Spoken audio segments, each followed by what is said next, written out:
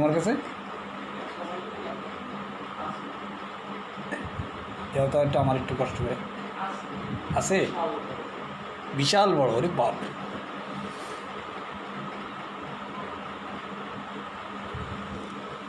আমার পাওয়ারটা এই মাল্টিপ্লাগ দুইটাই খারাপ হয়ে গেছে। এইটা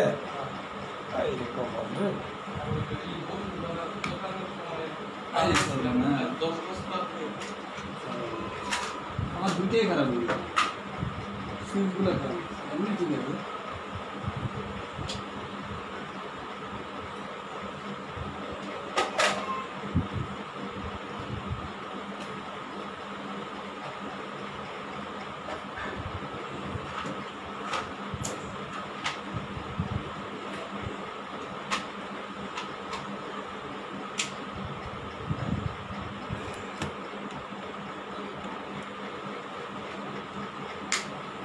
জ্বলে না লাইট?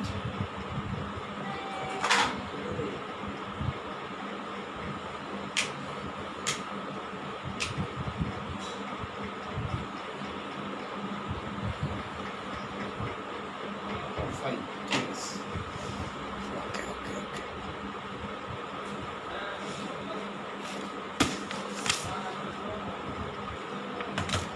হ্যালো, দেখা যাচ্ছে, শোনা যাচ্ছে আমাকে? ফাইন, দেরি হয়ে গেছে। ওকে, কালকে আমরা যেখানে শেষ করছিলাম, বিভিন্নভাবে আমরা আপনাদের সামনে লাইকোকে উপস্থাপন করার চেষ্টা করেছিলাম, যাতে আমাদের চেম্বারে লাইকো মিস না হয়। বিভিন্নভাবে বলেছি, যে খুব দ্রুত বলছি সময়ের অভাবের কারণে, বা প্রাসঙ্গিক এখন আজকে যতটুকু কম আছে, যতটুকু বাকি আছে সেটাও আমরা কমপ্লিমেন্টারি করে আমরা শেষ করার চেষ্টা করব আজকে।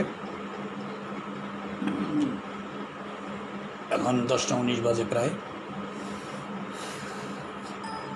আপনারা নিঃসন্দেহে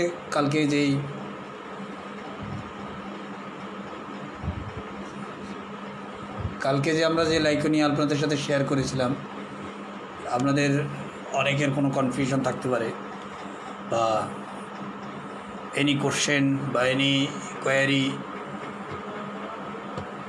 কোনো বিষয়ে আপনার কোনো সমস্যা থাকলে আমাকে বলতে পারেন, আমি সে বিষয়ে আলোচনা করব। বাকি লাইকো পার্ট শেষ করে আমরা অন্য দিকে যাওয়ার চেষ্টা করব, যেহেতু সময় আমাদের হাতে আসলে কম, তাই অল্প সময়ের মধ্যে অনেকটাই আমাদেরকে শেষ করতে হবে। কালকে আমরা বলছিলাম যে লাইকো বিভিন্ন অ্যাঙ্গেলে ডাক্তারের কাছে আসে। আপনি আপনার চেম্বারে ডাক্তার লাইকোকে কীভাবে চিনবেন? লাইকো মাল্টিপল একটা মেডিসিন, একটি মানে ওয়েল প্রুভ একটা মেডিসিন। এজন্য এর বেসিক নেচারটা জানা থাকতে হবে, পাশাপাশি বিভিন্নভাবে একে আপনি প্রেসক্রাইবে কাজে লাগাতে হবে। প্রেসক্রিপশনের জন্য বিশেষ কোনো ফিক্সড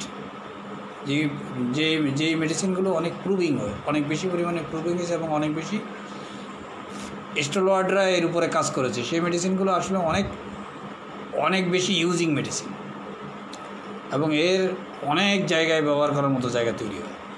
এই জন্য এগুলোকে অল্প কথায়, অল্প বিষয়ে, কোর ফিলিং দিয়ে বোঝা খুব টাফ। তারপরও একটা কমন কিছু বিষয় আছে যেটা লাইকের মধ্যে পাওয়া যায়, সেটা আমরা প্রথমে আলোচনা করেছিলাম। এরপরে প্রচুর জায়গা আছে লাইকোর, বিভিন্ন আঙ্গিকে লাইকো। আমরা বলছিলাম যে লাইকো পাওয়ার লাভ চায়, কোনো জায়গায় পাওয়ার লাভ সে পায়ও না, এবং পাওয়ার লাভ পর্যন্ত যেতে পারে না। যারা যেতে পারে না তারা কি করে? এগুলোকে আলাদা আলাদা ভাগে ক্লাসিফিকেশন করে শ্রেণীবিন্যাস করে পড়তে হবে। এইখানে এই 1 ঘন্টা করে মধ্যে সবটা আমরা আলোচনা করতে পারবো না, তবে সব জায়গায় আমরা কিছু টাচ করার চেষ্টা করেছি। এবং আমরা মূলত আমাদের চেম্বারে যে লাইকো অবজার্ভ করে কিভাবে আমরা সিলেক্ট করব সেটা নিয়ে আমরা কথা বলেছি। তো ছোট বাচ্চাদের ক্ষেত্রে আমরা বলেছি, আর এই যে লাইকো পাওয়ারের প্রতি তার যে লাভ ভালোবাসা, এটা কিভাবে তৈরি হয় তার পরিবার থেকে, সেটা নিয়ে এখন আলোচনা করব। একটি ছোট বাচ্চা যখন খুব বেশি ছোট থাকে, মানে বুঝের বয়স হয়, তখন তার বাবা তার উপরে বিভিন্ন ধরনের ডোমিনেশন শুরু করে, তার উপর পাওয়ার প্রয়োগ করা শুরু করে।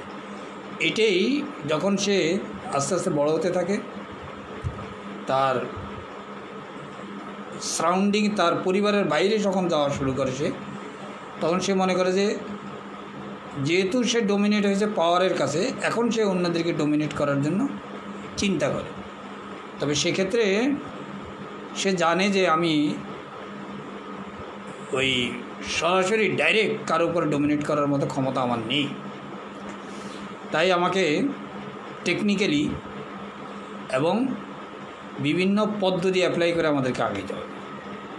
এই যে ছোট অবস্থায় ঘরের মধ্যে কিভাবে এই ফাদার লাইকো তৈরি করে দেয়, এটাই আমরা একটু আজকে আলোচনা করব। বাবারা বলে, সাধারণত বাচ্চাদেরকে বলে যে দেখো আমাদের সময় আমরা এই করেছি ওই করেছি, অথচ তুমি কিছুই বুঝো না, কিছুই পারো না। বাবা তাকে একটা গুড ফর নাথিং একটা জায়গা তৈরি করে দেয় তার। এই বাচ্চাটাকে সবসময় বলতে থাকে তুমি কি জানো, তোকে দিয়ে কিছুই হবে না। বাবা যদি একটু এডুকেটেড, শিক্ষিত, লেখাপড়া জানা হয়, আর সেই ঘরে বাবা চায় যে সে 30 বছরে যা নলেজ অর্জন করছে তার ছেলে 5 বছর বা 7 বছরে সেটা করবে। তার রেজাল্ট যদি কোনো কারণে কোনো সাবজেক্টে কম নাম্বার আসে, দেখা গেলো যে বাচ্চাদের সাধারণত বাবা মাদের কাছে প্রায়োরিটি হলো সে তার যোগ্যতা প্রমাণ করতে হবে।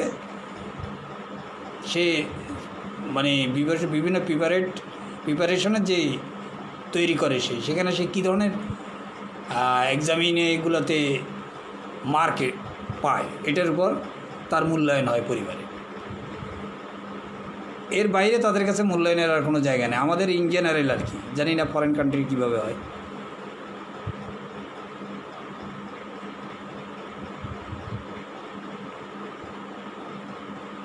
ডাক্তার মহিলাকে বলিনি, লাইকোর মহিলা ডাক্তারের সঙ্গে কথা বলার সময় স্বামীকে থাকতে দেন, এটা বলিনি। স্বামী হাজব্যান্ড যখন তার পার্সোনাল বিষয়ে কথা বলবে তখন ওয়াইফকে বাইরে যেতে বলে। এটার কারণ হলো তার উইকনেস। আমরা আগে গোড়াই বলেছি লাইকো তার উইক বিষয়গুলো বাইরের লোকদের কাছে প্রকাশ না হোক এটা চায়। সে পার্সোনালি বাইবন সে উইক, টেকনিক্যালি সে প্রয়োগ করে সে উপরে উঠে। যে আমি কালকে অনেকগুলো এক্সাম্পল আপনাদেরকে দিয়েছিলাম যে একজন মানুষ কম শিক্ষিত কিন্তু অনেক বড় পোস্টে চলে গেছে, ফ্লাটারিং করে চলে গেছে, অথচ তার চেয়ে অনেক বেশি সার্টিফিকেটধারী লোকেরা এখন পর্যন্ত প্রমোশন হয় না। লাইকো আসলে খুব কার্নিং, ফ্লাটারিং, হিপোক্রেট এই জাতীয় রুব্রিকগুলো আছে, কিন্তু এগুলো খুব টেকনিক্যালি করে, অন্যরা বুঝতে পারে না তার এই অবস্থাটা। এমন একটা সিচুয়েশন তৈরি করে বিপরীত পার্সন ভাবে যে এই একজন রিলায়েবল তার জন্য, এবং তাকে বিশ্বস্ততার সাথে গ্রহণ করে এবং তার উপর পুরোপুরিভাবে ডিপেন্ড করে। তার বস, কলিগ, এইরকম একটা সিচুয়েশন সে তৈরি করে যাতে অন্যরা তাকে স্কেপ করতে না পারে, তার থেকে দূরে সরে যেতে পারে। তার উদ্দেশ্য আচিল থাকে। এজন্য আমরা লাইকের মধ্যে দেখি যে মানি, পাওয়ার, এগুলোর প্রতি তার আকর্ষণ থাকে। এই জিনিসগুলো অর্জন করা খুব সহজ কাজ না, একমাত্র লাইকে পারে। এগুলো শুধু আপনার যোগ্যতা দিয়ে, মানে আপনি বর্তমান সময়ের যে অবস্থা আমাদের মতো দেশগুলোতে, এখানে আপনার যোগ্যতার কাঠামো বা পরিমাপ দিয়ে আপনি কোনো উপরে উঠতে পারবেন না। এর পাশাপাশি যদি আপনি আপনার উপরস্থ যারা আছে তাদের সাথে যদি আপনার একটা গুড রিলেশন না থাকে, তাহলে অনেক কিছুই আপনার দ্বারা করা সম্ভব না।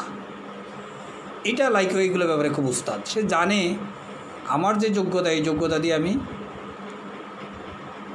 একটা ভালো কিছু অর্জন করতে পারবো না। তার জন্য আমাকে এমন কিছু সিন তৈরি করতে হবে যেটা আমার আশপাশে যারা থাকবে, আমার বস যারা থাকবে, তারা যেন বিশ্বস্ত মনে করে যে এই লোকটা সার্টিফিকেটের জোর কম থাকলেও কিন্তু লোকটা ভালো।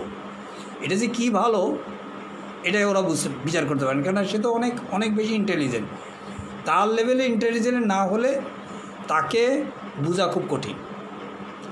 যাই হোক, যে প্রসঙ্গ আমরা বলছিলাম যে আজকে যেটা নতুন আলোচনা, যে লাইকো কীভাবে তৈরি হয় ঘরের মধ্যে।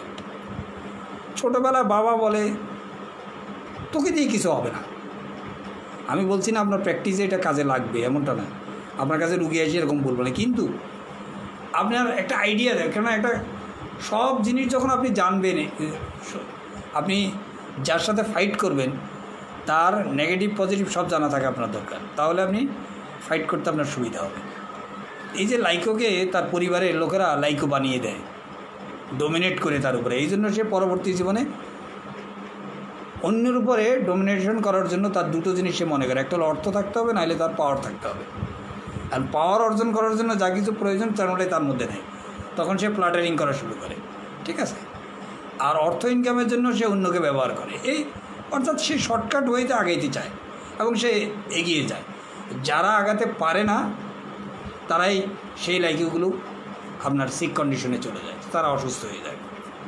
এবং এদের মধ্যে যে নেচার, এদের মধ্যে একটা আপনার হিপোক্রেট নেচার আপনি আপনার চেম্বারে কোনো না কোনোভাবে দেখেছেন। যেমন আমি গতকালকের কেসটায় বলেছিলাম, ব্যক্তি স্পিরিচুয়ালি নিজেকে হায়ার লেভেলে নিতে চায়, স্পিরিচুয়ালি নিজের জীবনটাকে ডেভেলপ। আমাদের দেশে প্রচুর লাইকোর পেশেন্ট আছে। আমি কেননা সোশ্যাল মিডিয়ার কারণে আমার মুখের ভাষার ক্ষেত্রে আমি অনেকটা নিজেকে কী করি রিস্ট্রিক্টেড করে রেখেছি, কেননা এই বিষয়গুলো যদি আমি বলি এটা দেখা গেলো আরেকজনের কাছে শুনবে, সে আবার এটা নিয়ে একটা ভীষণ ঝামেলা হয়ে যাবে। কিন্তু আমরা তো পড়ার উদ্দেশ্যে এই কথাগুলো বলি। তো এই জন্য আপনারা দেখবেন এরকম কিছু লোক আমাদের এখানে আছে যারা নিজেদেরকে রিলিজিয়াস প্রকাশ করে, কিন্তু বাস্তবে তাদের জীবনে রিলিজিয়াসের কোনো প্রভাবই পড়েনি, এবং তারা নিজেদেরকে দেখায় যে আমরা খুব। এবং এদের উপর মানুষ একটা জিনিস আপনি খেয়াল করবেন, আমাদের হোমিওপ্যাথি ডাক্তারের মধ্যে প্রচুর লাইকো আছে, ডন্ট মাইন্ড। আপনি দেখেন একজন ডাক্তার কিছুদিন ডাক্তারি করার পর তিনি লেবার চেঞ্জ করে ফেলেন, টোটাল চেঞ্জ করে ফেলেন। আমি এরকম ডাক্তার দেখেছি, জাস্ট আমি সমালোচনা করছি না, ডন্ট মাইন্ড, আদার বা অন্যভাবে নেবে না, জাস্ট পড়ানোর জন্য বলছি, কারো সমালোচনা করার আমার কোনো ইচ্ছাই নেই। এরকম অনেক দেখবেন যে হঠাৎ করে তিনি চেঞ্জ করেছে। কেন? যে আজকাল হোমিওপ্যাথি ডাক্তাররা যদি একটু বুজুর্গ টাইপের ড্রেস আপ পরে তাহলে মানুষ বিশ্বস্ততা আসে। তাহলে কি এটা ধর্মের সাথে সম্পৃক্ত হলো? একজন ভালো একজন মানুষ, সে যখন তার মধ্যে চেঞ্জ আসে তখন তার ভিতর থেকে চেঞ্জ আসে, বা তার চেঞ্জটা আসে তার বিশ্বাস থেকে। এখন চেঞ্জটা যদি আসে বিজনেসের জন্য, তাহলে তো মুশকিল ব্যাপার। তাহলে আপনি কী ভাববেন এটা? ঠিক এই শ্রেণীর লোকেরা অন্যকে তার ফাঁদে নিয়ে আসার জন্য এই কাজগুলো করে তারা। এবং তারা যখন সেক্সুয়ালি উইক থাকে বিভিন্ন টেকনিক অ্যাপ্লাই করে, যাতে ওয়াইফদের কাছে তারা কখনোই হার না মানতে হয়। এবং যখনই কোনো কারণে তাদের একটু এদিক ওদিক হয়, তখন তারা বুঝে যায় হয়তো তার উইকনেসটা প্রকাশ হয়ে যাবে, তখন দ্রুত সে ডাক্তারের শরণাপন্ন হয়, হোমিওপ্যাথি ডাক্তারের শরণাপন্ন হয়। কেন? জানে যে এইগুলো হোমিওপ্যাথি চিকিৎসায় অনেক ভালো, এবং তার বিপরীত পার্সনকে বুঝতেই দেয় না তার বড় ধরনের মারাত্মক বিষয়। বলে যে না ডাক্তার সাহেব, আমি এটাকে সিস্টেম করে চালিয়ে দিই। এই যে সিস্টেম করে চালিয়ে দেয়, এই ধরনের ইন্টেলিজেন্ট পার্সন একজনই আছে লাইকো। সে প্রচণ্ড উইক ফিজিক্যালি, মেন্টালি, এবং তার যে স্পিরিচুয়াল লাইন, সোল লাইফ সব জায়গায়, সোল লেভেলেও সে খুব বেশি উইক। বাট দেখায় অন্যদের কাছে, গেটাবে আঙ্গিকে প্রকাশ করে যে আমি অনেক অনেক অনেক শক্তিশালী। এটা এ টু জেড সব জায়গায়। আমাদের কিছু কিছু মেডিসিন আছে তারা ঘরে কিন্তু তারা খুব নর্মাল, বাইরে তারা এই জিনিসগুলো অ্যাপ্লাই করার চেষ্টা করে। লাইকো সব জায়গায় সে এটা করে, ঘরেও করে, বাইরেও করে। এই জন্য লাইকো রোগীরা অনেক বেশি অসুস্থতার মধ্যে চলে যায়। দেখবেন লাইকের কোনো রোগের অভাব নেই। আপনারা যদি জেনারেল ম্যাথামেটিকে পড়েন, দেখবেন যে এ টু জেড সমস্ত অর্গানে তার ডিজিজ আছে। তো সমস্ত অর্গানে ডিজিজ কেন হয়? ইমোশনালি সে নিজেকে সবসময় অ্যাডাপ্ট করে চলে, এত বেশি অ্যাডাপ্ট করে যার কারণে কোনো অর্গান তাকে আর বাদ দেয় না, কোনো অর্গান তাকে টাচ করা ছাড়ে না। তো লাইকের বাবা বলে তোকে দিয়ে কিছু হবে না, তুই তো কিছুই পারিস না। আমি ছোটো থাকা অবস্থায় কী বলে বড় বড় এক বস্তা মাথার মধ্যে নিয়ে মেল থেকে ধান বাগিয়ে নিয়ে আসছে, আবার পড়ালেখা করছে, এখন দেখ আমি কত বড় চাকরি করি, তুই তো এই নিচ থেকে একটা জিনিস আনবি সেটাই পারিস না। এইভাবে বাবা সবসময় তার উপরে হ্যামারিং করে, তাকে বলে যে তোকে দিয়ে কিছু হবে না। এই যে নেগলেক্টিং, না গুড ফর নাথিং টেন্ডেন্সি তার মধ্যে একটা তৈরি করে দেয়। এই বাচ্চাটা এই যে কন্ট্রোলিং ডোমিনেটিং হতে হতে হতে একটা সময় গিয়ে সে লাইকের বাচ্চা হয়ে যায়। কীরকমভাবে? Element from neglecting by father by once. দেখেন ডাইরেক্ট একটা রুব্রিক আছে, ইন্টারেস্টিং রুব্রিক, দেখলে বুঝতে পারবেন। আজকে আমার ল্যাপটপ কাজ করতেছে, মানে পাওয়ার ঠিক আছে, আজকে আমি বলতে পারবো রুব্রিক দেখি। প্রচুর elements, element from domination, parental control, long history of excessive, element from domination childrearing, element from domination long time foreign, element from fried coercion during. এখানে আমরা অনেক সময় এই রুব্রিকগুলোকে একদম স্পেসিফিক ব্যবহার করার চেষ্টা করি। আমি বলেছিলাম যে আসলে কোয়েশন একক মেডিসিন, কিন্তু আপনারা হয়তো অনেকের নজরে আসে নাই, লাইকও একক মেডিসিন। এটা হেরিং সাহেব থেকে এসেছে, মানে এটা অনেক শক্তিশালী। এই ওয়ার্ডটা, এই রুব্রিকটা অনেক শক্তিশালী। এখন পর্যন্ত কেউ এন্ট্রি করতে পারে না। এখন তো প্রচুর রুব্রিকের মধ্যে প্রচুর মেডিসিন ঢুকিয়ে দিচ্ছে আমাদের নতুন নতুন যারা রেপার্টরি এডিশন করতেছে, কিন্তু এই রুব্রিকে তারা এখনও হাত দিতে পারেনি। এখানে কোয়েশনের ক্ষেত্রে ফ্রাইটেন কেন হবে? সে নিজেকে উইক ফিল করে। কোয়েশন শব্দের অর্থ হলো, কোয়েশন অর্থ কী আমরা কত ক্লাসে বলেছিলাম ট্যারেন্টুলার ক্ষেত্রে কোয়েশন কাকে বলে। কোয়েশনটা হলো একটা ইনভলভমেন্ট, একজন পার্সন আরেকজন পার্সন, একা কোয়েশন হয় না, আরেকজন পার্সনের প্রয়োজন, এবং দুজনের মধ্যে ইনভলভমেন্ট হয়। যখন কোয়েশন হয় তখন এনভায়রনমেন্ট থেকে তারা নিজেকে সরিয়ে ফেলে, টোটাল সেখানের মধ্যে তারা একটা মেন্টাল এবং ফিজিক্যাল স্যাটিসফ্যাকশন আসে। ঠিক লাইকোপোডিয়াম যদি আপনি ফিজিক্যালি এটা ইউজ করতে চান করেন, আমার কোনো কথা নেই, তবে এটাতে বেশি সফলতা আসবে না। যদি এটাকে আপনি ব্রড স্কেলে আরও ভাবনার জগতে বড় আকারে চিন্তা করেন, তাহলে লাইকো কী হয়? বাচ্চার ক্ষেত্রে কোয়েশন কী হবে? বাচ্চার ক্ষেত্রে কোয়েশন কী হবে? মহিলার ক্ষেত্রে কোয়েশন কী হবে? মানে আপনার ওল্ড এজের লোকদের ক্ষেত্রে কোয়েশন কী হবে? সবার ক্ষেত্রে কোয়েশন হবে। কোয়েশনটা হলো যখন কোনো জিনিসে যে ইনভলভমেন্ট হয়, টোটাল ইনভলভমেন্ট, মনে করেন একটা ওয়ার্ক করতে গেছে, সে সবসময় একটা ভয়ের মধ্যে, আতঙ্কের মধ্যে থাকে, না জানি আমি ফেল হয়ে যাই কিনা। দেখেন যখন সে স্টেজে উঠে, প্রথমে তার মধ্যে একদম প্রচণ্ড ঘামানি, একটা পেরেশানি, অ্যাংজাইটি, অ্যান্টিসিপেশন তৈরি করে। কেন তৈরি করে? যে স্টেজে উঠলাম, যদি আমি ঠিকমতো পারফরমেন্স না করতে পারি, স্টেজে অডিয়েন্সে যারা শুনেছে তারা তো আমাকে কী করবে? আমার প্রশংসা করবে না, উল্টা দুর্নাম করবে।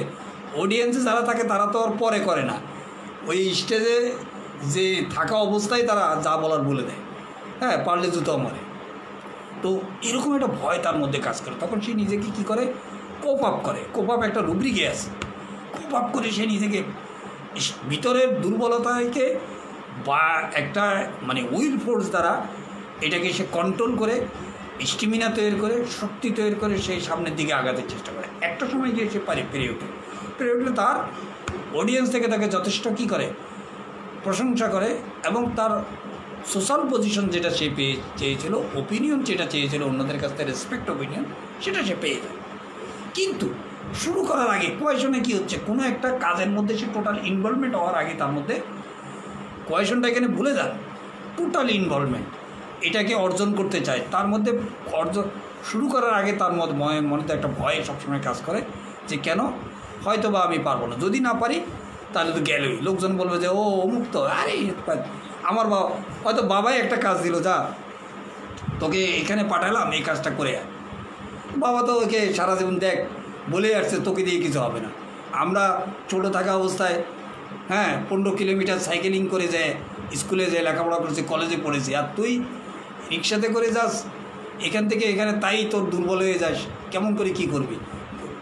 স্কুল থেকে কলেজ থেকে এসে ঘুমাই পড়তে হয়, মানে নানানভাবে তাকে টোন করে। তখন তোকে যদি কোনো একটা কাজ দিল, তখন তো সে জানে যে বাবা তো বলছে আমাকে দিয়ে কিছু হবে না, আর আমাকে তো যে কাজ দিয়েছে যদি একবার ভুল হয় তাহলে কী হবে? আমার তো শেষ, আজকে আবার সেরকম অবস্থা। এরকম একটা কোয়েশন কন্ডিশন, এটা এই রুব্রিকটা দিয়ে টোটাল আপনার একটা বাচ্চাকে আপনি বুঝে ফেলতে পারবেন। বড়দের ক্ষেত্রে এটা বুঝতে একটু সময় লাগে, কেননা লাইকো এমনভাবে নিজেকে এই জন্য ইন্টেলিজেন্টের মধ্যে চাইল্ড লেভেলে নাই। গতকালকে আমরা আলোচনা করছি ইন্টেলিজেন্ট আছে সিনিয়র লেভেলে, যখন আস্তে আস্তে সে বড় হতে তার মধ্যে সেই ইন্টেলিজেন্সই তৈরি হয়। বাচ্চা অবস্থা সে কিন্তু ইন্টেলিজেন্ট থাকে না লাইকো। এই জন্য এদের মধ্যে ওই যে ডোমিনেশন টেন্ডেন্সি যারা তার উপর যারা ডোমিনেট করে স্কুল কলেজ তৈরি করে ঘরের লোকেরা, এরা ডোমিনেশন মেনে নিয়ে আস্তে আস্তে এই লাইকোর বাচ্চাদের দেখবেন এরা ছোটোবেলায় লেখাপড়ায় খারাপ থাকে, হঠাৎ করে এসএসসির আগে তাদের মধ্যে একটা বড় ধরনের চেঞ্জ আসে। এই বাচ্চাটা হঠাৎ করে লেখাপড়া ভালো হয়ে যায়, ভালো রেজাল্ট করে, এর মধ্যে আস্তে আস্তে ইন্টেলিজেন্স বড় হতে থাকে আর ইন্টেলিজেন্টে গ্রো করতে থাকে, আর টেকনিক সে অ্যাপ্লাই করতে থাকে শুরু করে। ওই যে বলছি নাক্স রাত দিন খাটবে এবং সে তার লক্ষ্যে পৌঁছে যাবে, কে কী লেখলো আর কে কী লেখলো না। আর লাইকও ঠিক ওই স্টুডেন্টের সাথে টিচারের সাথে সব জায়গায় এমন একটা অবস্থা তৈরি করবে যে অন্যরা তাকে কম পরিশ্রম করেও সে অন্যদের থেকে সে ফায়দা নিয়ে নিতেছে। হয়তো পাশে একটা ভালো স্টুডেন্টের সাথে বসেছে, তার থেকে হেল্প নিয়েছে, রেজাল্ট ভালো করে ফেলছে। ভালো কলেজে চাকরি করার সময় এরকম কোনো একটা জায়গায় কোনো আত্মীয়তে ল্যাস লুজ খুঁজে টুজে বের করে চাকরি হয়ে গেছে তার। এরা কিন্তু এই টেকনিকগুলো অ্যাপ্লাই করে, তারা জানে যে আমার যে যোগ্যতা এই যোগ্যতা দিয়ে কোনো কিছু অর্জন করা সম্ভব না। আর আমরা এরকম একটা জায়গা দেখলাম। এরপরে আসেন বাবা ভাবে এই ছেলেকে দিয়ে কিছু হবে না, এলিমেন্ট ফ্রম রিজেক্ট। বাবা বলে তোকে দিয়ে তো কিছু হবে না, যাক চল, ফেয়ার রিজেক্টিং তে লাইকও নাই। দেখেন এখানে প্রত্যেকটা রুব্রিক যখন এসেছে সেটা তারা চিন্তা ভাবনা করেছে, আর যখন প্রুভিং হয়েছে এভাবেই হয়েছে। এলিমেন্ট ফ্রম রিজেক্টের মধ্যে আসলো, কিন্তু ফেয়ার রিজেক্টের মধ্যে লাইকও নাই। কার্সিনোজিন আছে, নেট্টামিওর আছে, অরাম আছে, এরা সবই ইন্টেলিজেন্ট। কার্সিনোজিন ইন্টেলিজেন্ট, এরা একটা চ্যালেঞ্জ নেওয়ার মতো, স্ট্রাগল করার মতো ক্ষমতা এদের প্রত্যেকের আছে এবং এরা নেয়। নেট্টামিওর নেয়, এরা চ্যালেঞ্জিং, এরা বাই বন নিজেদেরকে মনে করে যে আমরা সবার উপরে। কেন অরাম তো গোল্ড তো সবার উপরে থাকে, কার্সিনোজিন সবার উপরে, সবার জন্য সাথে তার রিলেশন ভালো। নেট্টামিওর কিন্তু লাইকও ওদের মতো হতে চায়, ও জানে যে আমি এদের মতো হতে পারবো না, তারপরে হতে চায়, হতে গিয়ে তাকে অনেক অনেক অনেক পরিশ্রম করতে হচ্ছে। এই জন্য তার মধ্যে কোনো রিজেক্টিংয়ের ভয় নেই। কেন রিজেক্টিংয়ের ভয় নাই? এই জন্যেই, যদি রিজেক্টিংয়ের ভয় থাকতো তাহলে কিন্তু সে লাভ পাওয়ারের কাছে যেতে পারতো না। এদের মধ্যে কারোই লাভ পাওয়ার নাই, এরা সবাই শুধুমাত্র দায়িত্ব কর্তব্য মনোযোগের সাথে এবং নিষ্ঠার সাথে এবং প্রয়োজনের সাথে করে। তারা তাদের পরিবারের রেসপন্সিবিলিটি নেওয়া, কাজে পুরো কনসেন্ট্রেট করা, এই সব কিছু তারা দিল থেকে করে। এই জন্য তাদের রিজেক্টেড হওয়ার একটা ভয় কাজ করে তাদের ভিতরে, যে আমি তো ঠিকভাবে কাজটা করেছি, যদি লোকজন আমার কাজে সন্তুষ্ট না হয়। আর লাইকও তো জানে যে আমার দ্বারা এই কাজ সম্ভব না, এখন আমাকে কী করতে হবে, বসের সাথে আমার খাতিরটা রাখতে হবে খুব ভালোভাবে, যাতে কাজ না করেও বস যাতে আমাকে কোনো রাগারাগি, অন্যকে দিয়ে আমি টেকনিক্যালি কাজ করাই নিব। হ্যাঁ, অন্যকে দিয়ে টেকনিক্যালি কাজ। এই জন্য যখন অন্যরা তাকে রিজেক্ট করে তখনই তার মধ্যে এলিমেন্ট চলে আসে। তার মধ্যে সে মনে করে আমাকে রিজেক্ট করবে কি, আমি তো আগেই রিজেক্ট হয়ে বসে আছি, আমি একে অন্যরা রিজেক্ট করলেও আমি সামনে যাব। আর এরা থাকে যে আমরা আমাদের কাজের পারফরমেন্স করার পরও আমাদের কাজটা কোনো কারণে যদি অন্যদের পিন পয়েন্ট করে, অন্যদের নজরে ভালো না হলে, তাহলে তখন আমি রিজেক্টেড হয়ে যাবে। এই জন্য তাদের মধ্যে ভয় কাজ করে, যেহেতু তারা কাজ করে, আর এই কাজ না করেও এই জন্য এর মধ্যে ফেয়ার রিজেক্ট নেই, এলিমেন্ট বড় রিজেক্টিং হয় তার মধ্যে।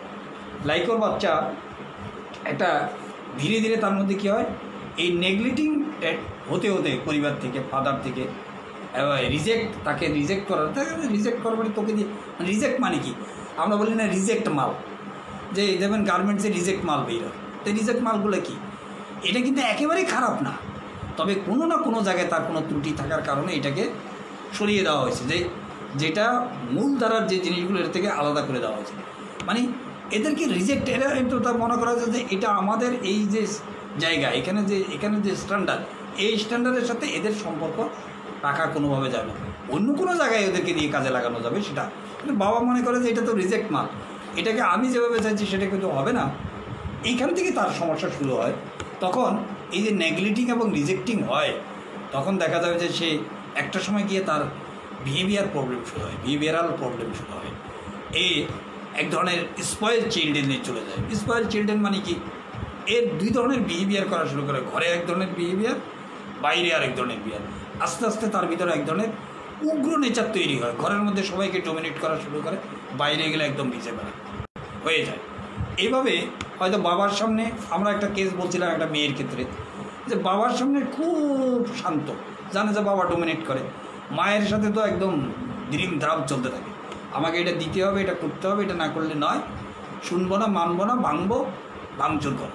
বাবা যখন আসে হার্ট পরে ইনফিরিয়র কাইন্ড ফর সুপিরিয়র এই থাকার কারণে এটা সে করে। কিন্তু এই যে তার ভিতরে যে স্পয়েল নেচার তৈরি হয়, এটা কিন্তু তৈরি করে দেওয়া হয় তাকে। এই লাইকোর বাবা এই কনফিডেন্স লেভেলকে তার ক্রাশ করে দেয়, আস্তে আস্তে সে ইম্পর্টেন্সের দিকে চলে যায়। এই ইম্পর্টেন্স মানে ফিজিক্যাল লেভেলের ইম্পর্টেন্স না, এই ইম্পর্টেন্সটা হলো তার যে স্টেমিনা, তার যে ওয়ার্কিং করার যে চ্যালেঞ্জ নেওয়া দরকার, নতুন কাজ যে যত নিউ এন্টারপ্রাইজের মধ্যে আছে, নিউ পার্সনের মধ্যে সব জায়গায় দেখবেন যে লাইকো ফেয়ারের মধ্যে বসে আছে। কারণ হলো সে তার মনের ভিতরে একটা সফটওয়্যারের মধ্যে একটা আপনি ঢুকিয়ে দেওয়া হয় যে তোমাকে দিয়ে এটা হবে না, তুমি নতুন কিছু করতে পারবে না, এটা করার পর সারা জীবন এই প্রক্রিয়ার মধ্যে থাকে। কিন্তু বড় হওয়ার পর ইন্টেলিজেন্সের কারণে এটাকে সে রিকভার করে আনতে পারে অনেকটাই। কিন্তু ছোটো অবস্থায় সে যেহেতু এটা কী করে, লুকাতে পারে না, অ্যাফেক্টেশন করতে পারে না, এই জন্য এখানে সে ফেস করতে পারে না। লাইক ওর ফাদার তার এই কনফিডেন্স লেভেলটাকে শেষ করে দেয়, কিন্তু মা আনকন্ডিশনাল লাভ দেয় তাকে। ওই যে বললাম মায়ের সাথে যত গুদাগুদি, যদি বাবা মা দুইজনে তাকে ফরসেক করে, যদি বাবা মা দুইজনে যে ডোমিনেট করে, তখন তার মধ্যে একটা ফরসেকেন্ড চলে আসে, রূপদিক চলে আসে। তখন কি forsaken feeling not being beloved by his parent, অর্থাৎ সে মনে করে আমি পরিত্যক্ত হয়েছি কাদের দ্বারা, আমার প্যারেন্টস দ্বারা। ফরসেকেন্ড শব্দের অর্থ হইল, আর শব্দের অর্থ হইল যে একেবারে ত্যাগ করা না, পরিবারের মধ্যে থেকেও আমি নিজেকে একা ফিল করি, সব আছে, ভাই বোন, বাবা মা, খাচ্ছি, এদের সাথে থাকতেছি, কিন্তু মন থেকে দিল থেকে এদের সাথে আমার রিলেশন তৈরি হয় না। Forsaken his own children, forsaken his own children. এই জন্য ঘরের বাইরে লো কনফিডেন্স তৈরি হয়, যেহেতু ঘরে তাকে কনফিডেন্স বাড়াইতে পারে নাই, টিমিডিটি পাবলিক অ্যাবাউট অ্যাপিয়ারিং। যখন সেই লোকজনের নতুন লোকের মধ্যে যায়, অনেক লোকে যায়, অ্যাগ্রোফোবিয়া যেটা আমরা ওই কেসটায় বলছিলাম, সেখানে মধ্যে তার মধ্যে নানান ধরনের সমান প্রত্যেকটা জিনিসের সাথে একটা জিনিস আর একটা, এক একটা বিষয়, এক একটা সিমটম আরেকটা সিমটমের সাথে কোনো না কোনো জায়গায় লিঙ্ক আপ করবে। এককভাবে বিচ্ছিন্নভাবে এরা থাকতেই পারে না, হতেই পারে না, ঠিক আছে। Behaviour problem children in home but good at school with stranger. এই বাচ্চাদের মধ্যে বিহেভিয়ারের প্রবলেম কীরকম আসে, এরা যখন হোমের মধ্যে থাকে ডোমিনেটর হতে হতে একটা সময় উগ্র নেচার তৈরি হয়, কাদের সাথে, যারা খুব তাকে একটু প্রশ্রয় দেয়। আর বাইরে গেলে সে একদম শান্ত, জেন্টেল, কোনো প্রকার তার কোনো অভিযোগ তার কাছে কেউ করে না। নিউ এনভায়রনমেন্ট চ্যালেঞ্জ করা তার জন্য কঠিন, লাইফের জন্য। এটা হলো আর্লি লাইফ, চাইল্ডহুডের ব্যাপারটা আমি বলতেছি। সে বুঝতে পারে না কী করবে, কনফিউশন অফ মাইন্ড। এই জন্য লাইকও তার পেরেশান অস্থিরতা থেকে বাঁচার জন্য তার ভিতরের শক্তি বাড়াতে চায়, এই জন্য ডাক্তারের কাছে আসে। এই যে লেভেল বড় যখন হয়ে যেতে থাকে, তখন তার মধ্যে হয়তো সে এই ডোমিনেশনের কারণে, নেগলেক্টিং যে হওয়ার কারণে তার মধ্যে কনফিডেন্স লেভেল কমে গেছে, এটাকে অন্য লোকদেরকে সে বড় হওয়ার পর বুঝতে দেয় না। কিন্তু তার মধ্যে একটা কনফিউশন থাকে, করবো কী করবো না, কী হবে কী হবে না, একটা প্রেশান, ভিতরের একটা প্রেশানে একটা অস্থিরতা ভুগতে থাকে। এই জন্য সে অনেক সময় ভিতরের শক্তি বাড়ানোর জন্য, তার স্টেমিনাকে বাড়ানোর জন্য, কনফিডেন্স লেভেল, কনসেন্ট্রেশন বাড়ানোর জন্য সেটা ডাক্তারের শরণাপন্ন হয়। এই ক্ষেত্রে নাক যদি হয়, তারপরে নাককে আমরা বলি পারফেকশনিস্ট, তার যোগ্যতা আছে এবং পারে, আর্ডেন্ট প্যাশনেট পার্সনশিপ, তার কাজ ভালোবাসে, সে দেখাতে চায় কাজের মাঝে আই এম বেস্ট। নাক্সের কথা হলো আই এম বেস্ট, এটা হলো নাক্স। আমার কাজে কেউ কোনো দিন খুদ ধরতে পারবে না এবং ধরার ক্ষমতাও নেই, আমি যেটা করবো সেটাই বেস্ট, এক নম্বরে থাকবে।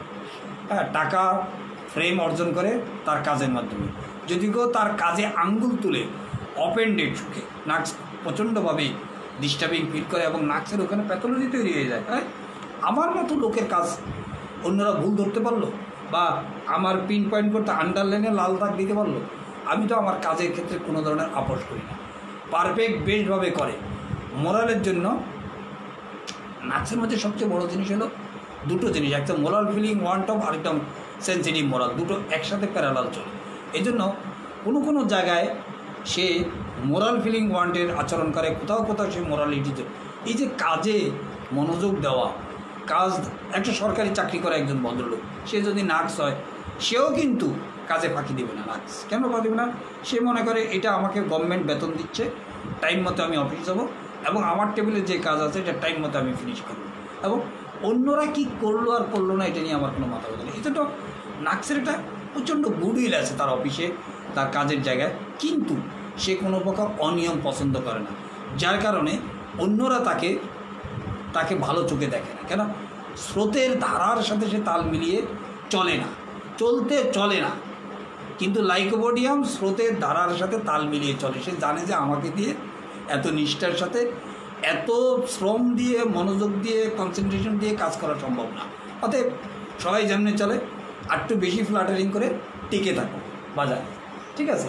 নাক্সের সাথে সেই রিলেশন ভালো তৈরি করে, এই জন্যই তৈরি করে, জানে যে নাক্সের সাথে যদি রিলেশন তৈরি করে তার কাজগুলো নাক্স দিয়ে করাই নিতে পারে। অরামের সাথে রিলেশন তৈরি করে, কেন? অরাম এক্সট্রা ওয়ার্ক করে দেয় তার সাবঅর্ডিনেটরদের। এদের সাথে ক্যালকিরেকারের সাথে করে, ক্যালকিরেকার কোনো ক্যালকিরেকার আছে যে অতিরিক্ত কাজ করে, স্ট্রং রেসপন্সিবিলিটি নেয়। স্ট্রং রেসপন্সিবিলিটি যারা নিতে পারে এদের সাথে গিয়ে সে জুড়ে গিয়ে তার যে উদ্দেশ্য লাইকো তা হাসিল করে। লাইকো অন্যকে ব্যবহার করে ফার্স্ট পজিশনে চলে যায়। লাইকো অনেক বলে, ইনডাইরেক্ট, ইন ডিটেল বলার চেষ্টা করে। আমরা বলছিলাম প্রথম কেজে এটা বুস্টিং করে। আপনি হয়তো কালকে যারা ওই ভিডিওটা শুনে নেবেন, আর ওই প্রসঙ্গে যাচ্ছি না। রিজন ইনক্রিজ পাওয়ার করে, ডাক্তার করে, কিন্তু ডাক্তার মন থেকে সেটা মেনে নেয় না। ডাক্তার কেমনভাবে বোঝায়, প্রত্যেকটা জিনিসের পিছনে একটা রিজন, সেখানে পাওয়ার প্রয়োগ করে, ডাক্তারের উপর পাওয়ার প্রয়োগ করে। ডাক্তার কিন্তু কিছু বলে না, কিন্তু মন থেকে মনে করে যে কী কয় এলো, উল্টাপাল্টা কথাবার্তা।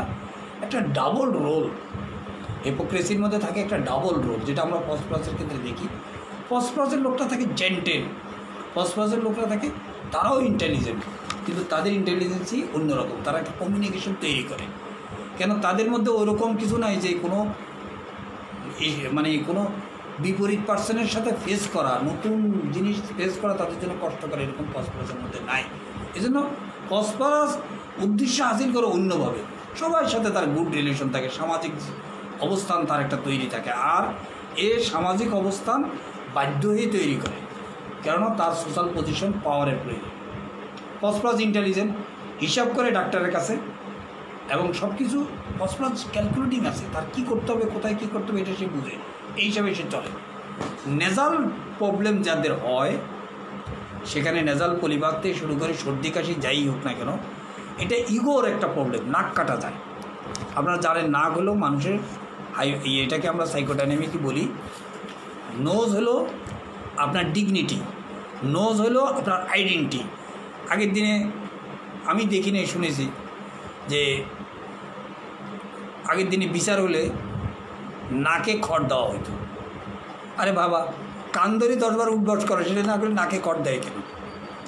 তখনকার মানুষ বুঝতো, পরবর্তী জেনারেশনটা ভুলে গেছে, যে তারা মনে করতো হয়তো তারা ব্রিটিশরা এটা শিখিয়ে গেছে, অত কোনো শিক্ষিত মানুষ, কোনো জমিদার শিখিয়েছে, কিন্তু সাধারণ মানুষ আর এটা তো বুঝতো না। সাধারণ মানুষ মনে করে এটা ট্রেডিশনালি চলে আসছে, নাকে খড় দাও।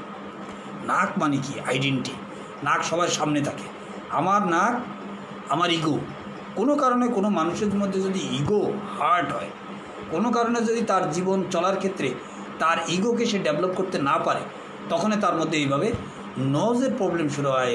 রাইনাইটিস, সাইনোসাইটিস, এটা ওটা, সেনজিং, কোরাইজা, নেজাল পলিপাস, এগুলো প্যাথোলজির নাম নিয়ে আসে, কিন্তু মূল জায়গা হলো ওইটাই।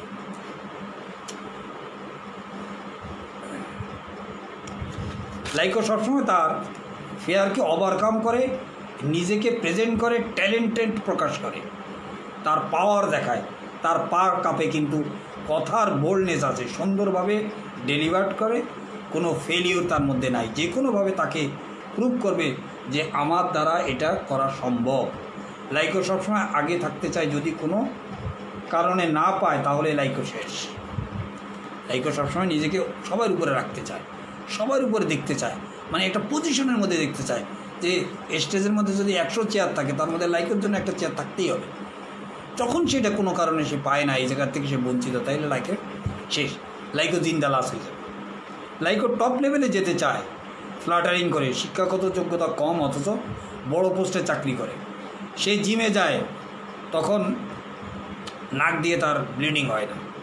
রুগী তার জুনিয়র ফিমেলের সাথে ডাক্তারের কাছে আসে, সে তার স্টাফের সাথে ভালো সম্পর্ক রাখে, কিন্তু তার মুখ থেকে গন্ধ আসে। এই জন্য সে কী করে, ওভারলুক, সিনিয়ররা যাতে ওভারলুক করতে না পারে এই জন্য সে ডাক্তারের কাছে চলে আসে। এই জিনিসগুলোর ব্যাপারে খুব সচেতন, নিজের গেট আপ, নিজের কোনো সেন্সিটিভ জিনিস এগুলোর ব্যাপারে লাইক খুব সচেতন। রুগী আসার কথা ছিল ওয়াইফের সহ ডাক্তারের কাছে, তা না করে আসে লেডি স্টাফের সাথে আসে, তার সাবঅর্ডিনেটর লেডি স্টাফ তার সাথে আসে। বুঝেন এখানে লাইকের অবস্থাটা কি? বেশি আর এই বিষয়ে আলোচনা করলাম না। অফিসের লোকেরা তার পিন পয়েন্ট করতে না পারে, সে নিজেকে কারেক্ট করে, সবসময় কারেক্ট রাখে যাতে কেউ তার পিন পয়েন্ট করতে না পারে। পাওয়ার, পজিশন, সোশ্যাল কনসার্ন, তার পজিশন থেকে কেউ যাতে নিজে আনতে না পারে, তার পজিশন থেকে যাতে কেউ তাকে নিচে আনতে না পারে, এই জন্য সে সবসময় চেষ্টা করে। জিমে যাওয়ার অর্থ মানে হলো সোশ্যাল পজিশন তৈরি করা, বডি বিল্ডার হওয়া। জিমে যাই কী লাভ হয় বলে? একটা ইয়াং ছেলের জিমে গেলে কী লাভটা হবে আপনি বলেন? দাদা মনে করেন এখন মহিলাদের জিমের বিভিন্ন জিম বাইর করছে, মহিলাদের জিম, ফিমেল জিম, সেখানে হয়তো তারা তাদের ওয়েট কমানোর জন্য যায়, সেটা একটা রিজনেবল প্রকার। একটা ছেলে 28 বছরের ছেলে, 25 বছরের ছেলে, 16 বছরের ছেলে, সে রেগুলার জিমে যায়, তার মানে কি? তার মাসেলগুলো এরকম হবে, বডিটা সুটাম হবে, তার বিপরীত পার্সন তার প্রতি আকর্ষিত হবে, এছাড়া আর কিচ্ছু না। সে ধর সকাল ঘরের মধ্যে 100 বুক ডাউন দেয় একটা, তাতে তো তার এক্সারসাইজ হয়ে যাবে। সে মনে করেন আমার এক্সারসাইজ করা দরকার, তো এক্সারসাইজ করার অনেক ধরনের পলিসি আছে, বুদ্ধি আছে। জিমে যাওয়ার কোনো দরকার নেই। জিমে যায় বিশেষ মানুষ, বিশেষ অর্গানগুলোকে, ওখানে কিন্তু এমন সব ইনস্ট্রুমেন্ট আছে যেগুলো ব্যবহার করলে একজন মানুষের মধ্যে দেখে আপনি মনে হবে যেন তার বলিষ্ঠতা, তার মাসেলের বলিষ্ঠতার প্রকাশ হবে এবং অন্যরা আকর্ষিত হবে তার প্রতি। তাহলে জিম মানে হলো ফিল করে physical power, boost to his lack of confidence. এটা তার যে ভিতরে যে কনফিডেন্সের অভাব, এটাকে সে বুস্ট করতে চায় ফিজিক্যালি নিজেকে ফিটনেস রেখে। হ্যাঁ, সে ওভারকাম করে তার ইনফিরিটি এবং ফেয়ার। তার মধ্যে যে ইনফিরিটি কনফ্লেক্স আছে, সে যে স্টেজ ফ্রাইড আছে, নিউ পার্সন ফ্রাইড আছে, নিউ এন্টারপ্রাইজে তার যে সমস্যা হয়, পাবলিক অ্যাফেয়ার্সে তার যে সমস্যা হয়, এটাকে সে ওভারকাম করার জন্য এই সকল কাজ করে। সে জিমে যায়, ইনফিরিটি এবং ফেয়ারকে সে ওভারকাম করে, নিজেকে টপ লেভেলে নিতে চায়। হ্যাঁ, এইটার জন্য বিভিন্ন পদ্ধতি অ্যাপ্লাই করে, সবচেয়ে বেশি ফ্লাটারিং করে। কর্পোরেট ওয়ার্ল্ডে এখন কি হচ্ছে, যারা কর্পোরেট ওয়ার্ল্ডে রুগী পাবেন এবং তাদেরকে বেশ করে, আমার ঢাকা সিটিতে তো এটা আমরা পাবোই মাস্ট। কর্পোরেট ওয়ার্ল্ডে এখন যেটা চাকরি হচ্ছে, মনে করেন বিভিন্ন গার্মেন্টস কোম্পানিগুলোতে, বাইং হাউসগুলোতে, ধরেন বড় বড় কোম্পানিগুলোর বিভিন্ন ধরনের আপনার মনে করেন যে বিজনেস করেছে, এখানে বেশিরভাগই কী হচ্ছে, এক একজনের বেতন হচ্ছে 1.5 লাখ, 2 লাখ, 1 লাখ, 1.5 লাখ, এরকম বড় বড় স্যালারি। এখানে বেশিরভাগই হয় কি, কাজ না যা থাকে তার থেকে বেশি পরিমাণে থাকে এই ধরনের পলিসি। এর মধ্যে অনেক লাইকও তৈরি হয়ে যায় এখানে, ঠিক আছে? তাহলে কি দেখলাম আমরা?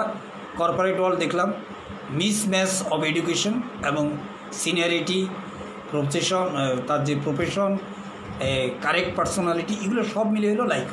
সবগুলো নিয়ে টুকটাক করে আমরা এগুলো পয়েন্ট আউট করলাম, বাকিগুলো তো আপনারা শুনেছেন।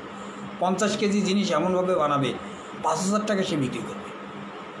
এই লাইকের মধ্যে অ্যারিং বিজনেসম্যান আপনি পাবেন যারা 50 টাকার জিনিস, যেমন মনে করেন যে আপনি ইন্টারেস্টিং ব্যাপার দেখেন, এটা হলো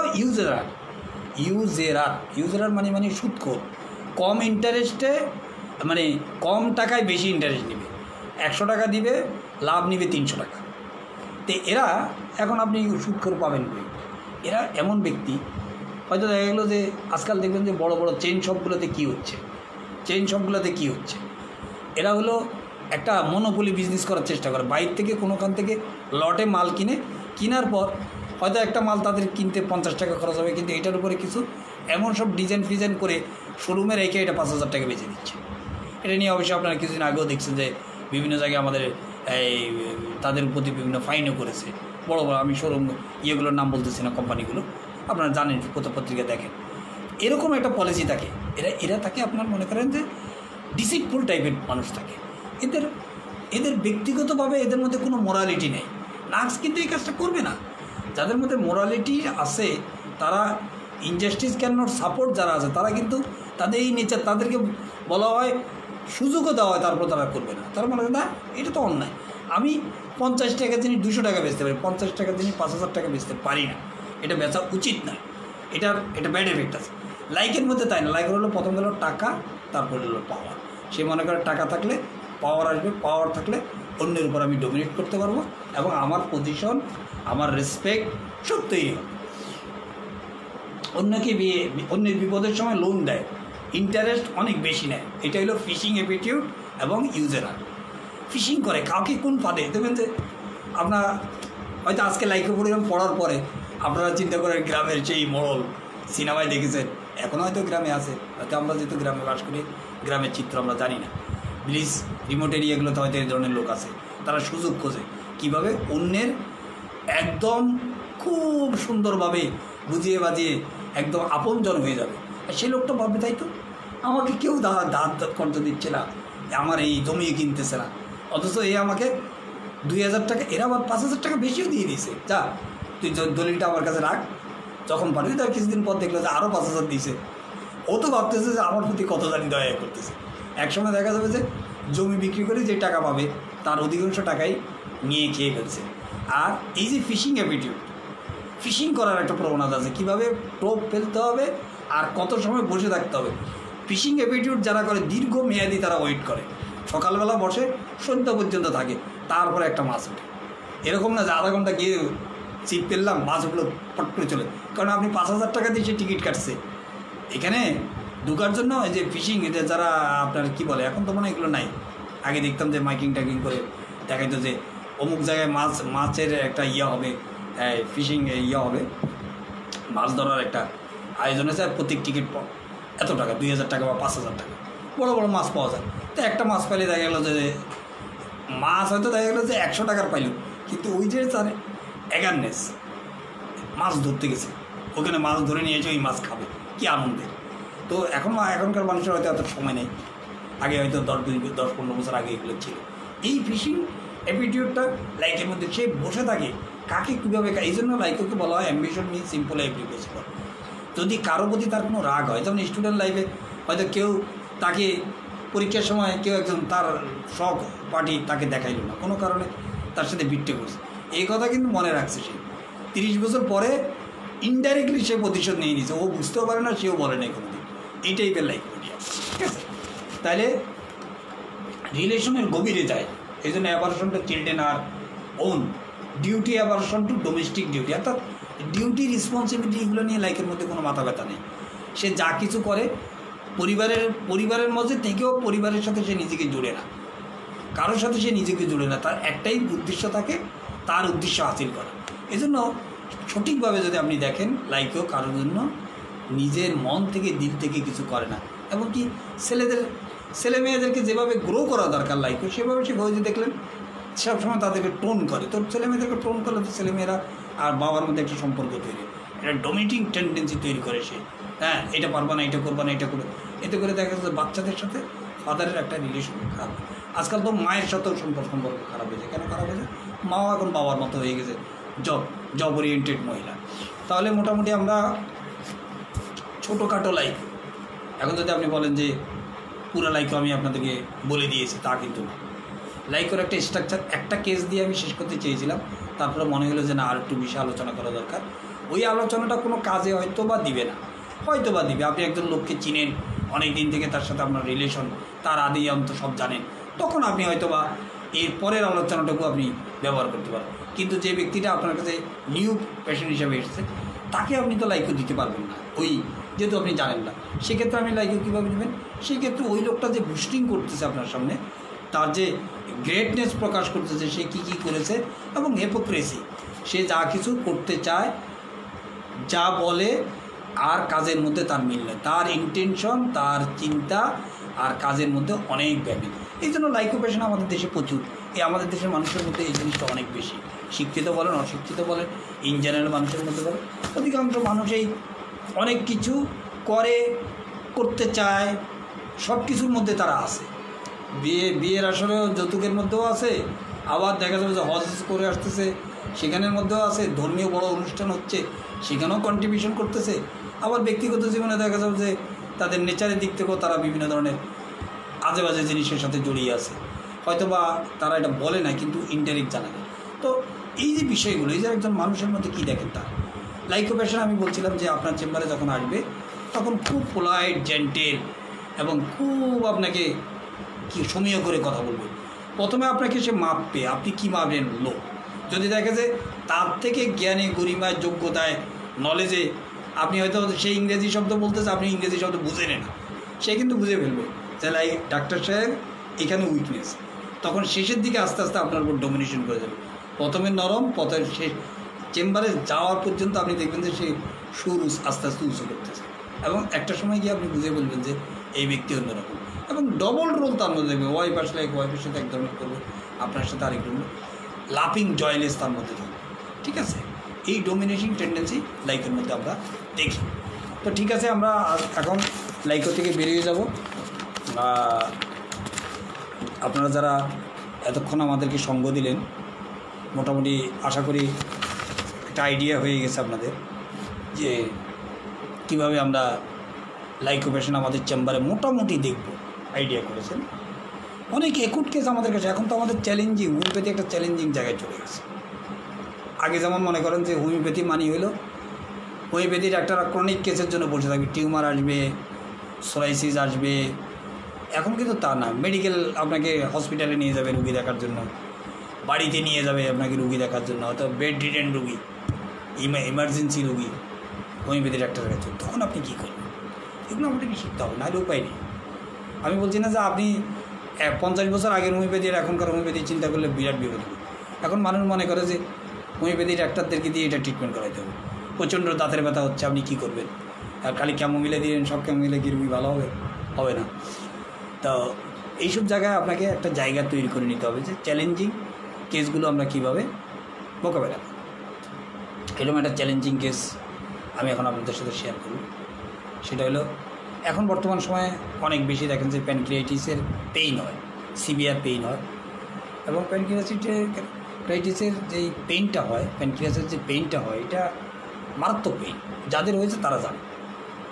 স্টোমাকের ব্যথা হলেই অনেক ক্ষেত্রে আমরা অনেক সময় ভাবতে পারি, এবং যেটা টেস্ট করলে বা বিভিন্ন ধরনের ইনভেস্টিগেশন করলে বোঝা যায় যে এটা প্যানক্রিয়াসের সিভিয়ার পেইন, এবং এটা কন্ট্রোল করতে পারে না। পেইন অনেক সময় ইমার্জেন্সি রুগীকে হসপিটালে ভর্তি করাতে হবে, স্যালাইন এবং পেইন কিলার তাকে লাগাতেই হবে, নাহলে ব্যথা কোনোভাবে। পরবর্তী সময়ে ডায়াগনোসিস করে দেখা যায় যে তার প্যানক্রিয়াসের প্রবলেম দেখা দিয়েছে। এরকম একটা সিভিয়ার এখন পেইনের কেস যদি আপনার কাছে আসে বা আপনার বাড়িতেই ঢুকে, হয়তো দেখা গেলো যে আপনি এখন লকডাউনের সময়, এখন তো কোনো হসপিটালে কোনো ডাক্তার নেই, আর রাত্রে যদি 2টা বাজে পেইন উঠে কারো প্যানক্রিয়াসে, সে কোনো দিনও হসপিটালে গেলে কোনো সেবা পাবে না। তারা ভাববে যে এটা করোনা রোগী, বড় করোনা রোগী, রাত্রে 2টা বাজে যেহেতু আসছে, এটাকে সকাল পর্যন্ত ওয়েট করো, কোথায়? বারান্দার মধ্যে অথবা বাউন্ডারির বাইরে, উপায় তো নেই। মানে এরকম ক্রাইসিস আজকে আমরা ফেস করতেছি। আমরা কি ভেবেছি 2 বছর আগে, 1 বছর আগে এরকম একটা ক্রাইসিস আসবে, আমাদেরকে ওইভাবে নিজেদেরকে তৈরি করতে হবে? এরকম কেস আসলে আমরা কী করব? আমরা কিন্তু জানতাম না। হঠাৎ করে সাডেন এরকম একটা এখন আমাদের ভূমিকা অনেক বেশি। এখন ডায়রিয়া রোগী হচ্ছে, হসপিটালে নিচ্ছে না, হসপিটালে গেলে ডাক্তারে দেখেই না, জানেন আপনি কী করবেন? হয়তো দেখা গেলো যে আপনি ওই 3 ফোন দিলেন, বললো যে এই ওষুধ খাওয়ার পর কাজ হচ্ছে না। এই যে ইমার্জেন্সি পিরিয়ডগুলো, আপনি করোনা বাদে দেন, এখন কি মানুষের সর্দি কাশি হচ্ছে না? এখন কি মানুষের ডায়রিয়া হচ্ছে না? হচ্ছে, অনেক রোগ হচ্ছে, কিন্তু মানুষ ডাক্তারের কাছে হসপিটালে যেতে পারতেছে না। কেননা যত আমি দেখলাম যত সিমটম আছে সবে করোনা সিমটম। চুলকানি এলো কয় করোনা, ডায়রিয়া হয়েছে তাও করোনা, সর্দি হয়েছে তাও করোনা। এখন সবাই ভয়ে আসছে। এখন যদি চিন্তা করে, ডাক্তার চিন্তা করে যে হসপিটালে গেলে এই রুগী যদি করোনা হয়, বলা তো যাচ্ছে না, তাহলে তো মুশকিল, তাহলে আমি গেলাম, শেষ। এখন এইখানে হোমিওপ্যাথি ডাক্তারদের বিরাট একটা সুযোগ।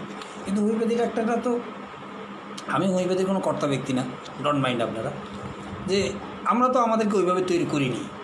তার কারণে ইমার্জেন্সি কেস আমরা কীভাবে দেখব? ইমার্জেন্সি কেস দেখার জন্য আমাদেরকে তৈরি করতে হবে। ওইভাবে তো আমরা ইমার্জেন্সি কেস দেখে অভ্যস্ত না।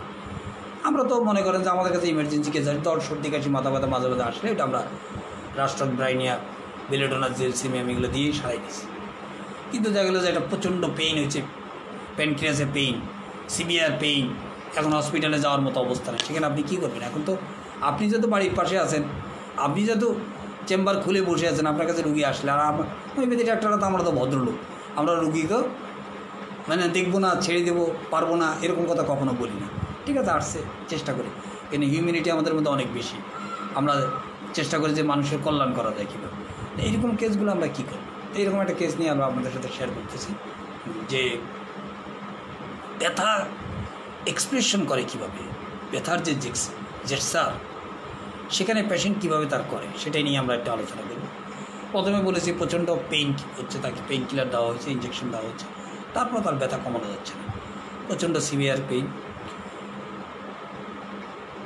ডাক্তার রুগী আপনি দেখতে গেছেন, রুগী বলতে ডাক্তার সাহেব একটা কিছু করেন, আর পারছি না, একটা কান্না, একটা মনোয়িং, অস্থিরতা, রেস্টলেসনেস, কষ্ট, আনবেয়ারেবল পেইন। এই কন্ডিশনে আপনি রুগী আর কী জিজ্ঞেস করবেন? রুগীরে ওই সময় আর কী জিজ্ঞেস করবেন?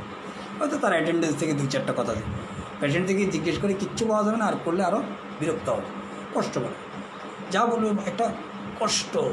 তবে সেটা এগ্রেসিভ নাই, তার ভিতরে এগ্রেসিভনেস নাই, আছে না? পেশেন্ট যদি আসে, বাবা গো, মা গো, গেলাম গো, পিটা ওরে, ভাঙরে, পা লাথি মারতেছে, হাতে দিকে একবার মারতেছে, পেটের মধ্যে আস্তে আস্তে সে পেটে হাত দিচ্ছে, হাত বুলাইচ্ছে, চাপ দিচ্ছে, কষ্ট হচ্ছে, এটা সব কিছু একটা করে, আর ব্যথা সহ্য করে, ও কী কষ্ট। This is the case. এই ধরনের কেসে কি করবে আপনি? আবার যদি প্রচণ্ড এগ্রেসিভ হয় তাহলে কিন্তু এই কেসের সাথে মিলবে না, সেটার আবার অন্য ট্র্যাকে আপনাকে চিন্তা করতে হবে। হাত নাড়তেছে, মাথায় হাত এভাবে করতেছে, শরীরে এভাবে হাঁটতেছে, পা একবার পেটের মধ্যে হাত দিয়ে ম্যাসেজ করতেছে, আবার মনে করছে গলায় হাত দিচ্ছে। এই যে নেচার, এটাকে বলে জেটসার অটোমেটিক নেচার। জেটসার মেক অটোমেটিক নেচার, জেটসার মেক অটোমেটিক নেচার। 21টা মেডিসিন, কম না, এর মধ্যে থেকে একটা আপনাকে খুঁজে বের করতে হবে শেষ পর্যন্ত ক্রস ম্যাচিং করে। 21 মেডিসিন আছে এই রুব্রিকের আওতায়। এরপরে আছেন একটা লো টোন, একটা রেস্টলেসনেস। সিম্পল চিন্তা করেন, এটা এটা কী বলবেন? আমরা এই নিয়ে আলোচনা করছি অনেকগুলো ক্লাস আগে, কোনখানে আমরা মনোয়িং নেব, এভাবে ধীরে ধীরে বলে যাচ্ছে। এটা হলো লো টোনে যখন কোনো সাউন্ড করে তখন তাকে আমরা বলি মনোয়িং। এর সাথে কী আছে? একটা রেস্টলেসনেস আছে। ইজি রুব্রিক পেয়ে যাবেন যদি আপনি মনোয়িংয়ে চলে যান।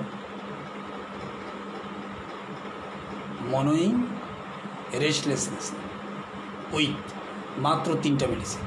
তাহলে আপনার কত সহজ হয়ে গেল? ওখানে 21, এখানে 3, মাত্র একটা মেডিসিনে চলে আসছে। মানে এই মনোয়িং, রেস্টলেসের মধ্যে 3টার মধ্যে জেটসার মেক অটোমেটিকে মাত্র একটা মেডিসিন জেটসার মেক অটোমেটিক করে, বাকি 2 জন করে না। একজন হলো ক্যামোমিলা, একজন হলো পেট্রোলিয়াম।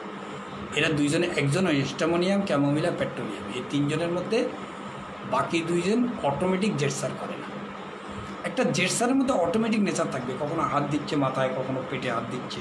এটা মানে তার কষ্টের জন্য সে তার জেটসারের মধ্যে একটা স্বতঃস্ফূর্তভাবে অটোমেটিক, মানে কি অটো মেশিন বলি না, মেশিন চালু করলে অটো কাজ করতেছে, সেখানে কোনো কিছু বলার দরকার নেই, সেটা নিজের পদ্ধতিগতভাবে সে কাজ করে দিচ্ছে। এরপরে আসেন ফেয়ার ডেথ অফ। এরকম রুগীরা কী বলে? ডাক্তার মনে হয় মরে যাবো, আমি মনে বাঁচবো না, আমার ব্যথা মনে আমাকে শেষ করে দেবে, ফেয়ার ডেথ হবে যান। যদি কোনো কারণে অটোমেটিক জেটসার অটোমেটিক নেচারটা যদি আপনার কোনো কারণে ফেলও করে, ফেয়ার ডেথ হবে যান। মেডিসিন আসতেছে, যদি আপনি অটোমেটিক নেচারটাকে বাদ দিয়ে দেন, তারপরও কোনো মেডিসিন নাই, ফেয়ার ডেথ, মনোয়িং, রেস্টলেসনেসে মাত্র একক মেডিসিন স্টার্ট নেই। এরপরে আসেন লাস্ট যে রুব্রিকটা আমি আপনাদেরকে বলবো, ইন্টারেস্টিং রুব্রিক, ডিলিরিয়াম। এটা নিঃসন্দেহে ডিলিরিয়াম, কন্টিনিউয়াস এবং জেটসার করতেছে, সে নিজের, যেখানে ডিলিরিয়াম শব্দের অর্থ হলো সেন্সলেস, অল্প সময়ের জন্য। সেন্সলেস মানে কি অজ্ঞান হয়ে গেছে তা না, জেনারেল যে এই মহিলা মনে করেন যে নর্মালি থাকলে কি সে কোনোদিন এরকম করতো না। এখন রোগের ডিজিজের কন্ডিশনটা এত বেশি পরিমাণ তার উপরে প্রভাব বিস্তার করছে, যার কারণে সে তার নর্মাল ফেনোমেনা ভুলে গেছে, অর্থাৎ তার বয়স, তার ব্যবহার, নেচার যেটা হওয়া দরকার ছিল, অসুস্থতার প্রভাবের কারণে সেটা তার পুরো চেঞ্জ হয়ে গেছে। চেঞ্জ হয়ে সে এমন সব আচরণ করতেছে যেটা সাধারণত এ কখনোই করে না, অর্থাৎ তার নর্মাল ট্র্যাক থেকে সে ট্র্যাক চেঞ্জ করছে, ট্র্যাক হাটকে গেছে। কী কারণে? ডিজিজের প্রায়োরিটির কারণে, ডিজিজের এক্সপ্রেশনের কারণে, ডিজিজের ডেপথনেসের কারণে। এইটা বেশি সময় থাকে না, কিছু সময় পর আবার নর্মাল রেঞ্জে চলে আসবে। ডিলিরিয়ামের সাথে আসেন চিল, খুব ইন্টারেস্টিং জায়গা, চিল ডিউরিং। এখানে চিল কাকে বলে? What is the chill? আমরা ক্যাপসিকাম পড়ানোর সময় বলছিলাম চিল কাকে। চিল হলো একটা স্যাডনেস কন্ডিশন, ডিপ্রেশন কন্ডিশন। চিল মানে কি? যেখানে বরফ হয়ে যায়। বরফ যখন হয় তখন কি হয়? যেটা জিনিস মুভমেন্ট করার কথা, পানি, নর্মাল পানির যখন আপনার নর্মাল কন্ডিশনে থাকে তখন তার মধ্যে একটা প্রাণবন্ততা থাকে, সব কী থাকে, ভিভাসিয়াসনেস থাকে, একটা কী থাকে, উচ্ছ্বালতা থাকে। যেমন পানিতে চাঁদ চাঁদ করে যখন আমরা পানিতে দেখবেন নৌকা যখন চালায়, যখন নৌকা যখন বইটা পায় তখন দেখবেন পানির একটা সুন্দর আওয়াজ। আমরা ছোটোবেলায় নৌকাতে করে যেতাম মামার বাড়িতে, তখন নৌকাতে যে চলতো কী সুন্দর লাগতো, পানি চলতেছে নৌকাতে আর ছট ছট করে আওয়াজ হচ্ছে, আমরা হাত দিয়ে দিতাম, খুব সুন্দর লাগতো। এখন তো পানিও নেই আর নৌকাও নেই, সব শেষ, তো বিলও নেই সেরকম। এই যে পানির একটা সচ্ছলতা, একটা প্রাণ, আপনি ওই পানির আওয়াজে আপনি কি করেন? মানুষ 5,000 টাকা খরচ করে যে ঝর্ণার পানির আওয়াজ শুনতে যায়, কোথায়? ওই জাপলং, ওই অমুক জায়গায় তমুক জায়গায়, আমি তো কখনো যাইনি, বলতে পারবো না সব। ওই কি বকা কি লেক জানি, সেই লেকে যায় 1000 ফিট উপরে, খাগড়াছড়ি না বান্দরবনে। এই যে পানির যে একটা আওয়াজ, এটার একটা সৌন্দর্যতা আছে। যখন আপনি চিল হয়ে যায়, তার মানে কি? চিল হয়ে গেছে, এটা একদম ঠান্ডা হয়ে গেছে, এর মধ্যে কোনো উচ্ছ্বাসতা নেই, এর মধ্যে কোনো একটা আনন্দের একটা উচ্ছ্বাস নেই। সে একটা বরফ মানে কি? যেখানে রেখে দেবেন সেখানেই থাকবে, নড়াচড় করবে না, চড়বেও না, একই জায়গার মধ্যে থাকবে। চিলটা হলো ডিপ্রেশন কন্ডিশন। যখন একজন মানুষ এই ডিলিরিয়ামের সাথে চিল কন্ডিশন চলে আসে, যখন তার কষ্টের সময় প্রচণ্ড কষ্ট ফিল করতেছে, কষ্টের মধ্যে, তার মধ্যে চেহারার মধ্যে, আচরণের মধ্যে এই ডিলিরিয়াম এবং চিলনেট চলে আসে। এখানে সব কিছু মিলেই স্টামোনিয়াম মেডিসিন। এরকম একটা ইমার্জেন্সি কেস আপনার মধ্যে কাছে যদি আসে কেসটা, তাহলে স্টামোনিয়ামের ক্ষেত্রে আমরা দেখলাম স্টামোনিয়ামের মধ্যে অনেক বেশি এগ্রেসিভ নাই, অনেক বেশি এগ্রেসিভনেস নাই, কিন্তু একটা মনোয়িং রেট। এই রুব্রিকটা যদি আপনি কমপক্ষে বুঝে রাখেন, আর অন্য যে কোনো রুব্রিকের সাথে ক্রস ম্যাচিং করলে আপনি মেডিসিন পেলেন। মনোয়িং রেস্টলেসনেস, একটা লো টোনের কষ্ট উইথ রেস্টলেসনেস, এটা হলো এই কেসটার মূল থিম। এর সাথে যেগুলো লাগানো হয়েছে এগুলো তাকে সাপোর্ট করার জন্য লাগানো হয়েছে। ওকে, আমি বুঝাতে পারছি? মাঝে মাঝে হাই হেলো করবে, তাহলে এই যে আমাদের ইয়া ভাই সব বিরাট রুব্রিক লিখে দিয়েছে, এত ওষুধ ও মানে মেডিসিনগুলোকে কাট করে দেবেন, তাহলে সুবিধা হবে। যখন আপনি দেখবেন যে একাধিক মেডিসিন আছে, অনেক মেডিসিন, তখন কি করবেন? স্পেসিফিক মেডিসিনটা রেখে বা কোনো মেডিসিন না রেখে এখানে কাটার ব্যবস্থা আছে। দেখবেন যে মেডিসিনগুলো কেটে খালি রুব্রিক, নাহলে কী হচ্ছে কি এটা বুঝতে অসুবিধা হবে, এটা কোনটা রুব্রিক আর কোনটা ঔষধ। এখানে আপনার এই আপনি যে ইয়াতে দিয়েছেন, দেখিয়েছেন, এখানে কিন্তু বোঝা যায় না। এই জন্য যখন দেখবেন 2-3টা মেডিসিন আছে তখন লিখবেন কমেন্টসে, আর না হলে কী করবে, মেডিসিনগুলো ডিলিট করে খালি রুব্রিকটা এখানে বসিয়ে দেবেন। ডান দিকে লেফট সাইডে মানে ক্লিক করলে এটা মানে চলে যায়, হ্যাঁ কোথাও জানে আছে, আমি দেখছিলাম, আপনারা একটু ঘাটাঘাটি করলে পেয়ে যাবেন। তাহলে মোটামুটি আলোচনা করলাম, এরপরে অন্য আলোচনায় যাই ধীরে ধীরে। আপনাদের সময় যেহেতু আছে কাছাকাছি, আরও 15 মিনিট আছে, এবার আমরা এরপরে যে কোনো সময় আগামী মাসের বা এই মাসের শেষের দিকে আমরা দিনের বেলা প্রোগ্রাম আপনাদের 2টা থেকে 3টা পর্যন্ত বা 3:30 পর্যন্ত বা 2:30 থেকে 3:30 পর্যন্ত কারো কোনো সমস্যা আছে কিনা আমাদেরকে জানাবেন।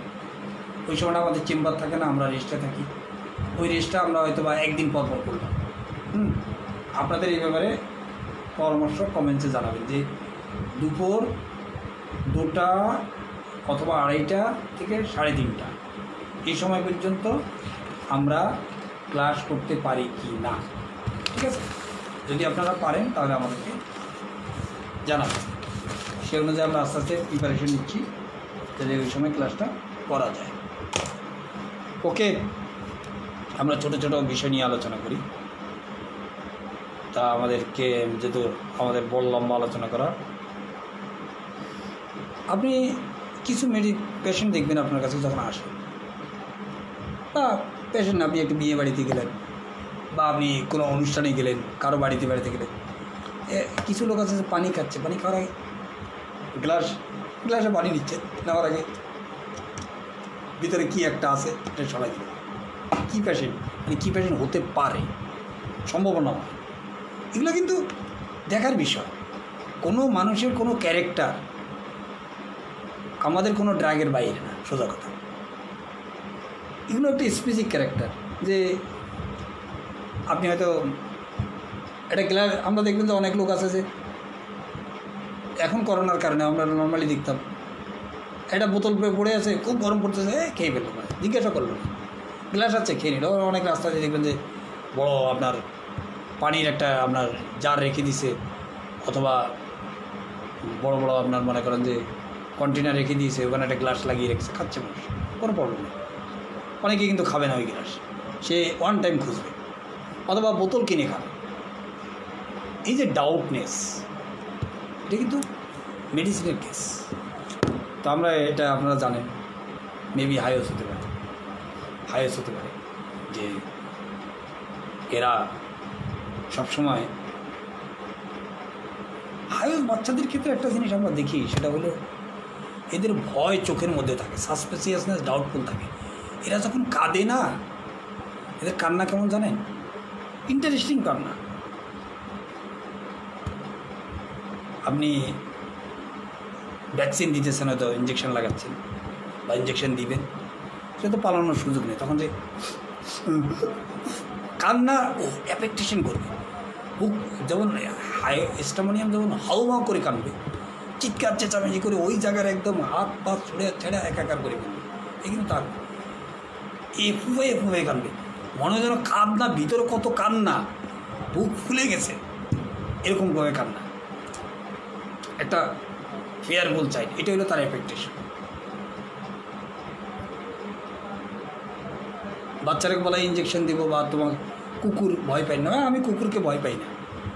যখন কেউ অভিনয় করে কুকুর আওয়াজ করে, তখন দেখবে যে চমকে উঠছে, পিছনে তাকায় দেখে কুকুর আসলো কিনা।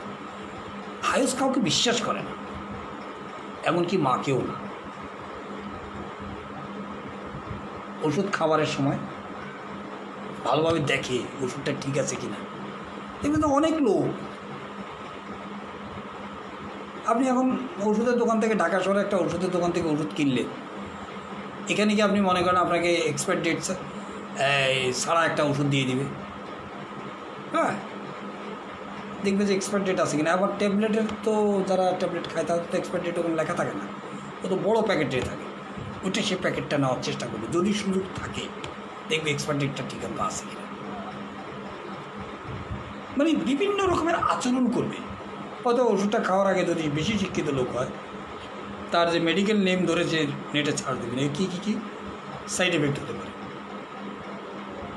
মানে ছোটো ছোটো বিষয় আপনার প্রেসক্রিপশনের জন্য আপনার অনেক কাজে দেয়। ছোটো ছোটো বিষয় আপনার প্রেসক্রিপশনের জন্য অনেক কাজে দেয়। কী জন্যই দেয়? আপনি দেখেন যে এই লোকটা কেন, এটা সবাই তো এরকম আচরণ করে না, সবাই তো এরকম কাছে না। আপনি হোমিওপ্যাথি ওষুধ দিচ্ছেন, এটা দেখে এটা মেয়াদ আছে তো, আরে মানে ওই এলোপ্যাথিকের মতো হোমিওপ্যাথিটা আবার চেক করে দেখে। আপনার শিশির গায়ে তো কিছু লেখা নেই, হয়তো দেখলে আপনার দোকানের একটা মনোগ্রাম আপনি লাগিয়ে রাখছেন, এখানে এক্সপায়ার ডেটা থাকবে, তো সে একবার দেখবে।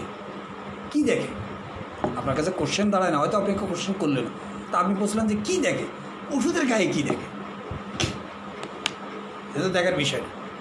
এরকমভাবে আপনারা অনেক কেসের মধ্যে দেখবেন এদের বিভিন্ন ধরনের অ্যাফেক্টেশন তৈরি করে। এদের চোখ চোখ খালি ঘুরবে, কী হচ্ছে না হচ্ছে। আর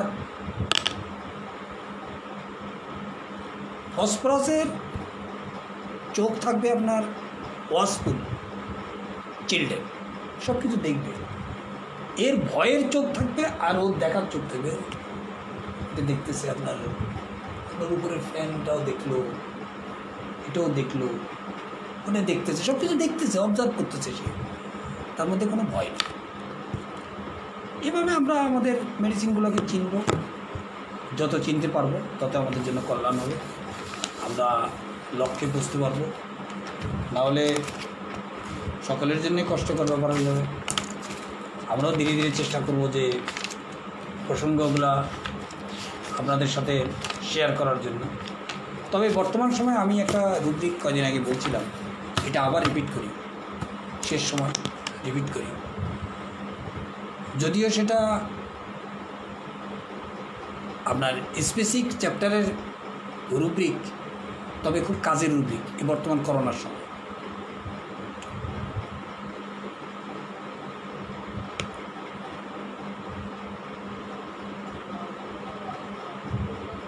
এবং আমি সরাসরি অ্যাপ্লাই করিনি, তবে আমি আমাকে তো অনেক ফোন আসে, আমি অনেককে ফোনে বলেছি, তো তারা ব্যবহার করি।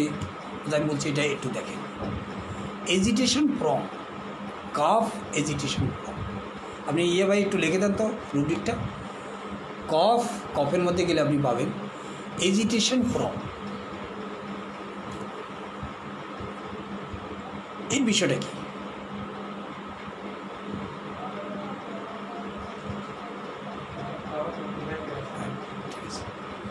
পরিবার থেকে সিপিআর রেসিপ্রোকেশনটা কি? হ্যাঁ, এই প্রসঙ্গটা শেষ করে তারপর আমরা এটা আলোচনা করছি। এজিটেশন ফ্রম কফ, অনেক ওষুধ খেয়ে ফেলতেছে, এই সিরাপ খাচ্ছে, এই আপনার মনে করেন জিঙ্ক খাচ্ছে, তারপরে তুস্কা, আরও কত নামের কত কী আছে আমি বলতে পারবো না, খেয়ে ফেলতেছে, কাশি কমতেছে।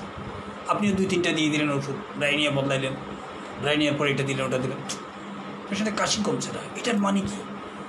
মেন্টালি একটা সবসময় আমরা বলছিলাম যে একজন মহিলার কেস, যে সে হয়তো তার মেয়ের বাড়িতে থাকে, তার মেয়ের হাজব্যান্ডের আচার আচরণ তার ভালো লাগে না, একটা মেয়ে ব্রেনের মধ্যে একটা টালটলে মারা অবস্থা, এই অবস্থার মধ্যে এটা মেন্টাল রুব্রিক, তার জন্য তার কাশিটা কমতেছে না। এখন বর্তমান সিচুয়েশনটা কি? কালকে কী হবে, আজকে কতজন মারা গেছে, আমাকে অনেকে জিজ্ঞেস করে, আমি তো দেখি না কতজন মারা গেছে, কী হবে আমার দেখে, কী দিছে আজকে, কি কতজন মারা গেছে।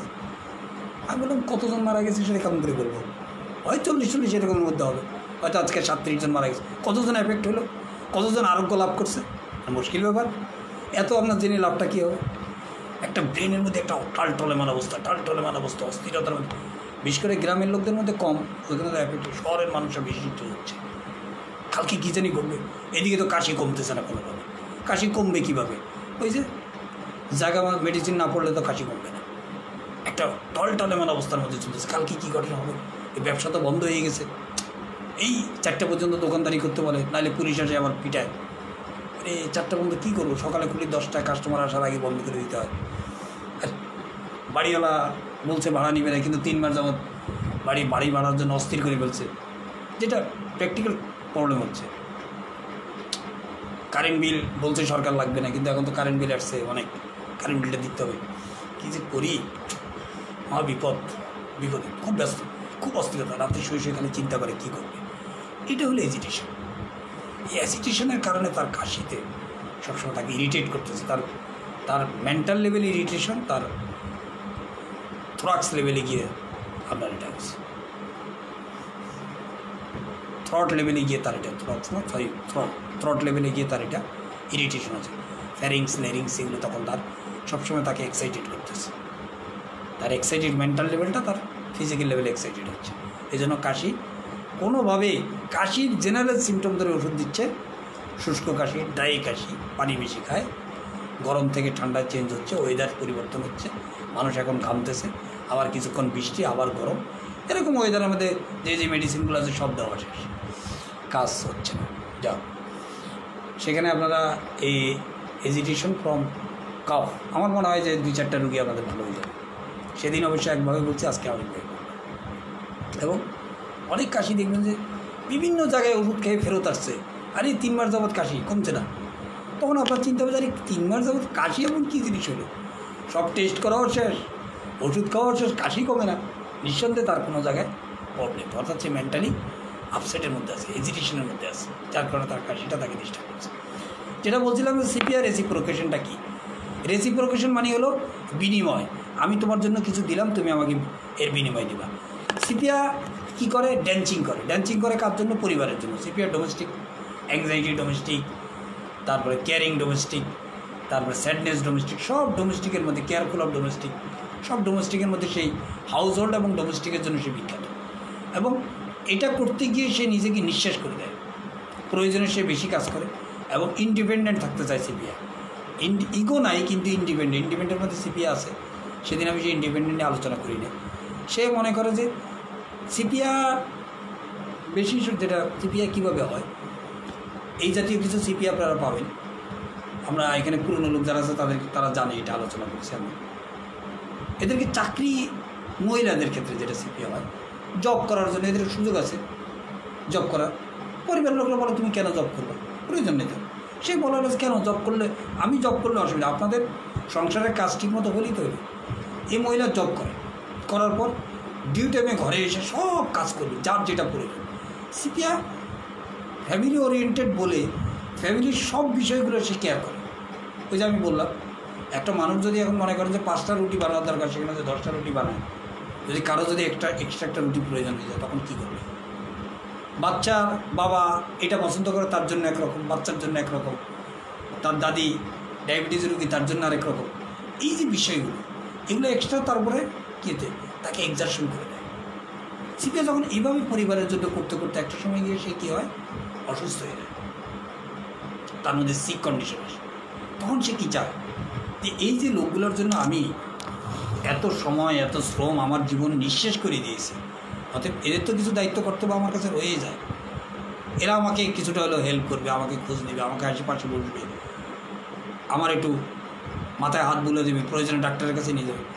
অন্যরা ভাবে যে মা অসুস্থ, এটা কোনো বিষয়, মানে এ পরিবারের জন্য এত বেশি অ্যাফোর্ট দিয়েছে, পরিবারের লোকরা তাকে হিসাবের মধ্যেই রাখে। ওই যে আমি বললাম, তাকে যখন তার হাজব্যান্ড না, পরিবারে কোন কোন মেম্বার আছে সেখানে প্রকাশ করতে গিয়ে তার কথা বলেই নেই। আর সে নিজেও কখনোই সে নিজেকে 1 নম্বরে রাখেনি, লাস্ট ওয়ানে রাখছে। যার কারণে যখন আমি আমার যোগ্যতা দিয়ে মূল্যায়ন করার জায়গা তৈরি না করবো, তখন পরিবার লোক করে আমার মা তো এরকমই, আমার ওয়াইফ তো এরকমই, উল্টে আরও বকাঝকা করে, তুমি বিছানায় শুয়ে থাকো, আমাদের খেতে পারছি না। তখন তার মধ্যে প্রচণ্ড একটা রাগ গোসা আসে, ইরিটেবিলিটি আছে, এক্সারশন আসে, মিজারেবল কন্ডিশন আসে, স্যাডনেস, মিজারেবল কন্ডিশন চলে আসে, গ্রেভিয়ার্ডনেস চিন্তা চলে আসে, আরে কী ব্যাপার, আমি কোথায় আছি, আমি কাদের জন্য এটা করেছি, আরে এরা তো সব অকৃতজ্ঞ। প্যাথেটিক কন্ডিশন, এগুলো সব রুব্রিক আছে, প্যাথেটিক কন্ডিশনে চলে যেত। তখন সে মনে হয় যে বেশি থেকে গেলাম, মরে যাওয়াটা চেয়ে অনেক ভালো, শেষ করে দেওয়া অনেক ভালো, না এদের জন্য আর করবো না, আর জীবনে আমি এদের জন্য করবো না, যাক এরা কী করে করবো। যখন সে ইন্ডিফারেন্স লাইফটাই ক্লোজ, যেটা তার আগের প্রায়োরিটি ছিল ইন্ডিফারেন্স হিমসেলফ, এখন ইন্ডিফারেন্স হয়ে গেছে টোটাল, নিজেকে ইন্ডিফারেন্স করে এদেরকে জন্য করেছে, এখন ওদেরকে ইন্ডিফারেন্স করে শুরু করেছে, চোখ বন্ধ করে যা করে। এখন মেয়ে ডিম ভাজতে গেছে, হাত পুড়ে গেছে, বাপে ভাত রাঁধতে গেছে, ভাত সব ফেলে দিয়েছে, এই সব কাহিনী কীর্তিকাণ্ড। তখন সিপি আবার উঠে, দেখ অ্যাংজাইটি চিলড্রেন অ্যাবাউট, ওই যে অ্যাংজাইটি চিলড্রেন অ্যাবাউট তার মধ্যে আছে, আরে এরা তো একবারে না খেয়ে থাকে, যাক এই ল্যাংড়ায় উঠে আবার এদেরকে খাওয়া রেডি করে, আবার খাওয়া, একদিকে বলতেছে করবো না, আবার দিতেছে। কিন্তু সিপিআর জীবনে শান্তি নেই। এরা আরেকটা বিষয় হলো, এদের ফিজিক্যাল লেভেলে এরা খুব অস্থির, মানে এরা অ্যাক্টিভ থাকতে চায়, অ্যাক্টিভ না থাকলে এরা শান্তি পায় না। এই জন্য দেখবেন যে আপনার ফিজিক্যালি বইগুলোতে লেখা আছে সিপিআর অসুস্থতার মধ্যে গোসল করে, সিপিআর অসুস্থতার মধ্যে গোসল করে। কেন করে? অ্যাক্টিভ অ্যাক্টিভ থাকতে চায়, সব পানিতে থাকতে চায়, সবসময় ওয়াশিং, কাপড় চাপড় ধোয়া একটার মধ্যে থাকতে চায়। এই জন্য ওয়াশার ওমেন বলা হয়েছে, কাজের লোককে বলা হয়েছে, এদের অসুখ হয়, এদের ক্ষেত্রে ইউজ হয়। কেন এরা নিজেকে যখন এরা অকুপেশন এমিলারেশনে তারা ভালো থাকে, কাজ ছাড়া যখন তাদেরকে রেখে দেওয়া হয় তখন এই জন্য বেশি সময় সিপিয়া অসুস্থতার মধ্যে শুয়ে থাকতে পারে না, তখন সে নিজেকে রেগেন করে আবার শুরু করে। কিন্তু একটা সময় একটা টাইম যখন প্রচণ্ড কেয়ারিংয়ের পর একটা সময় গিয়ে বলা হয় যে এরা অকৃতজ্ঞ, তখন তার জীবনটা প্যাথেটিক হয়ে যায়। প্যাথেটিক মানে কি? আমরা বলি প্যাথেটিক দৃশ্য, এই দৃশ্য ভাষায় বর্ণনা করা যায় না। আমরা সিনেমায় বিভিন্ন সময় বলে থাকি যে কোনো একটা ঘটনা, কোনো একটা দৃশ্য দেখে আমরা টেলিভিশনে প্র্যাকটিক্যাল দৃশ্য দেখে প্যাথেটিক দৃশ্য যে এরকম আচরণ করতে পারে, যেটা ভাষায় বর্ণনা করা যায় না, যেটাকে অরালি প্রকাশ করা যায় না, যেটাতে দিলে লাগে চোখ, তখন তার মনে লাগে এর কী করছে এরা, এদের জন্য আমি জানটা দিয়ে দিলাম। ওই যে মেয়ের জন্য সারা রাত জেগে মা পড়ার সময় পরীক্ষার সময় জেগেছিল, কী লাগবে মেয়ের? মেয়ে এখন কলেজে উঠছে, মা অসুস্থ শুয়েছে, একবার জিজ্ঞাসা করে না। সে তার মতো করে যে কলেজ থেকে আসছে, খাচ্ছে, ঘুমাচ্ছে, টিভি দেখতেছে, মোবাইল টিপতেছে, মা তো বিছানায় কোকাচ্ছে, একবার তো জিজ্ঞেস করে মা কেমন আছে? সে বলে মা তো মা আবার জিজ্ঞেস করতে হবে কেন? এটা হলো সিপিআর রেসিপি। আশা করি বুঝাতে পারছি, না পারলে আবার ভালো করে আবার নিজেকে তৈরি করতে হবে, তৈরি করে বুঝাতে হবে। যতটুকু আমার মাথার মধ্যে এসেছে বললাম। এই জন্য সিপিআর প্রচুর সিপিআর ধীরে সিপিআর নিজেকে সবসময় পুয়ার ফিল করে, পুয়ার থেকে সে প্রভার্টির দিকে চলে যায়, এবং ইরিটেবিলিটি, এক্সারশন, এগুলোর মধ্যে সিপিআর আছে। এই জায়গাগুলোতে সিপিআর করবে। সিপিআর কষ্ট হলে যে সাপোর্ট পায় না, সে পরিবারের জন্য অনেক শ্রম দেয়, কিন্তু পরিবারের লোকও তারপরে সামান্য সাপোর্ট করে। এটা আরেকটা মেডিসিনের কাছাকাছি হলো ক্যালিপস, আরেকটা হলো বাম্বুজা।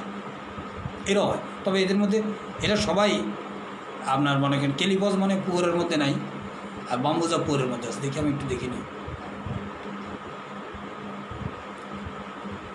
তবে ক্যালিপস এই সিপিআর যতটা ডোমেস্টিক, অন্য আর কোনো মেডিসিন অতটা ডোমেস্টিক না। এই সবচেয়ে বেশি ডোমেস্টিককে পছন্দ করে এবং ঘরে বাইরে সমানভাবে কাজ করে না। ক্যালিপস সেখানে নাই, ছেলে ক্যালিপস পুর ফিল করে না, কিন্তু ক্যালিপস প্রেশার নিতে পারে না। মনে করেন যে হাজব্যান্ড হয়তো দূরে জব করে, এখন মনে করেন যে এরা শহরে থাকে, ছেলে মেয়ে বড়ো হয়েছে, এদের স্কুল কলেজ বিল, ইউটিলিটির বিল, তারপরে ধরেন সমস্ত বাজার করার সব কিছু করতে হয়। তাহলে হাজব্যান্ড ব্যাংকের চাকরি করে, বরিশালে থাকে, বা ওয়াইফ এখানে বাচ্চাদেরকে নিয়ে ঢাকা শহরে থাকতেছে, তাহলে তার প্রেশার বেশি। হাজব্যান্ড হয়তো 15 দিন পর একবার এসে শুকনো বাজার করে দিল, কাঁচা বাজার তো করতে হয় প্রতিদিন, বা অনেক কিছু ধরনের কাজ থাকে, মেয়েদের স্কুলে নিয়ে যাওয়া, ছেলেদের স্কুলে নিয়ে আসা, বিভিন্ন ধরনের ব্যাপার স্যাপার থাকে, এগুলো করা। এগুলো করতে গিয়ে দেখা যাবে যে আপনার ক্যালিপস এক্সস্টেড হয়ে যায়, তখন সে প্রচণ্ড এগ্রেসিভ হয়ে যায়। সিপিআর কিন্তু তার পরিবারের লোকদের সাথে খারাপ ব্যবহার করে না, আচরণে সে প্রকাশ করে যে তোরা কেমন কথা, আচরণে প্রকাশ করতে চায়। কিন্তু সেটা যখন একেবারেই পায় না, তখন সে মনে করে যে না, বেঁচে থাকি কী লাভ, আমি তো একা নিঃস্ব, ফর সেকেন্ড ফিল করে, গ্রেভিয়ার্ড ফিল করে। এই জন্য বর্তমান সময় তাই আর্নিং চিন্তা করে যে আমার পরিবার কেমন করে, অ্যাংজাইটি, মানি ম্যাটার, এবং আমি তো গরিব, আমার হাজব্যান্ডের যে আয়, কিন্তু হাজব্যান্ড সমাজ প্রচণ্ড রকমের ডোমিনেট করে, বাচ্চারা ঠিকমতো কথা শুনে না, কিন্তু এদের জন্য সে জান দিয়ে দিচ্ছে। দেখে একটা আপনার রিক্সাওয়ালার ফ্যামিলি, একটা মনে করেন কাজের বুয়ার ফ্যামিলিকে চিন্তা করেন, তাহলে আপনি সিপিআই যে হইতে বুঝতে পারবেন। বিশেষ করে ঢাকা শহর, আমি ডিস্ট্রিক্ট টাউনের কথা বলতে পারবো না, ওখানকার পরিবেশ কেমন, এখন আমার যাওয়ার সুযোগ হয়নি ওখানে। কিন্তু এখানে দেখবেন যে হাজব্যান্ডগুলো কোনো কাজ করে না, আমি এরকম প্রচুর জানি। হাজব্যান্ডগুলো দেখা গেলো যে ওই একদিন রিক্সা চালায়, 3 দিন চালায় না। বউগুলো দেখা গেলো 4-5টা বাসা কাজ করে 15,000 10,000 আয় করে, আবার একটা রুম নিয়ে থাকতেছে। ছেলে বড় হয়ে যাচ্ছে, মেয়ে বড় হয়ে যাচ্ছে, ছেলেও এরকম ববে করে হয়ে যাচ্ছে, হাজব্যান্ড তো কথা শুনে না, কিন্তু ওই বেটার সব চাই, সেক্স থেকে শুরু করে খাওয়া থেকে শুরু করে সব তার চাই। কিন্তু এই যে মহিলাটা যিনি নিঃশেষ হয়ে যাচ্ছে, সে তো যে পরিমাণ তার খাবার জুটে, সবার শেষে জুটে, সে চিন্তা করে যে অ্যাংজাইটি চিলড্রেন সবাইকে খাবার দিয়ে যেটা থাকবে সেটা খাবো আমি, ইচ্ছাকৃতভাবে সে কম খায়। কেন জানে যে আমার যে আয়, এটা যদি আমি এখন ফুটানি করি, কারণ বাচ্চারা মাছ ছাড়া ভাতখানা থেকে ওদের জন্য এক্সট্রা মাছ একদিন কিনলাম, 3 দিন খাওয়াইলাম, হাজব্যান্ড জমিদার তারেও দিলাম, আমি খেতে হবে এমনটা কিছু। এইভাবে তার পুডিংয়ের অভাব পড়ে যায়। মানি ম্যাটারের কারণে সে প্রচণ্ডভাবে অসহায়ত্বের মধ্যে পড়ে যেতে থাকে। এখানে যদি ফ্যামিলি তাকে সাপোর্ট করতো তাহলে সে ভালো থাকতো, কিন্তু ফ্যামিলি তাকে সাপোর্ট করে না। হাজব্যান্ডের কাছ থেকে সে যথেষ্ট সাপোর্ট পায় না, মায়া মমতা পায় না, ভালোবাসা পায় না। হাজব্যান্ড একটা তাকে মেশিন হিসেবে ব্যবহার করে। এই জন্য আস্তে আস্তে কী হয়, ফিজিক্যাল লেভেলে সে আনফিট না, ফিজিক্যালি আনফিট না। দেখেন যে বইয়ের মধ্যে লেখা আছে aversion to sex, aversion to question, আসলে তা না। ওই যে ইমোশনালি তাদের মধ্যে একটা অ্যাটাচমেন্ট তৈরি হয় না, যার কারণে তার প্রতি অনাগ্রহ তৈরি হয়। তবে হাজব্যান্ড যদি তাকে আসে তাহলে তার কোনো সমস্যা, সে মনে করে দেখেন হাজব্যান্ড আমার সাথে ফিজিক্যালি আমার কোনো আগ্রহ নেই, ঠিক আছে, তার প্রয়োজন সে পূরণ করে চলে গেছে, এভাবে ডাইরেক্ট বলে। আমাদের শহরে বলে, আমাদের গ্রামে বলে কিনা জানি না, ডিস্ট্রিক্ট টাউনের মানুষ হয়তো একটু মানে একটু বেশি রিজার্ভ টাইপের, শহরের মহিলার দেখে ইজি বলে। এই বিষয়ে যদি আপনি একটু বলতে চান তো বলে ফেলে, তা আমার এগুলোতে কোনো আগ্রহ নেই, এটা একটা তা হাজব্যান্ডের প্রয়োজন আছে, পূরণ করে সে চলে যায়। তো মোটামুটি চেষ্টা করছি আমাদেরকে বোঝানোর জন্য। তো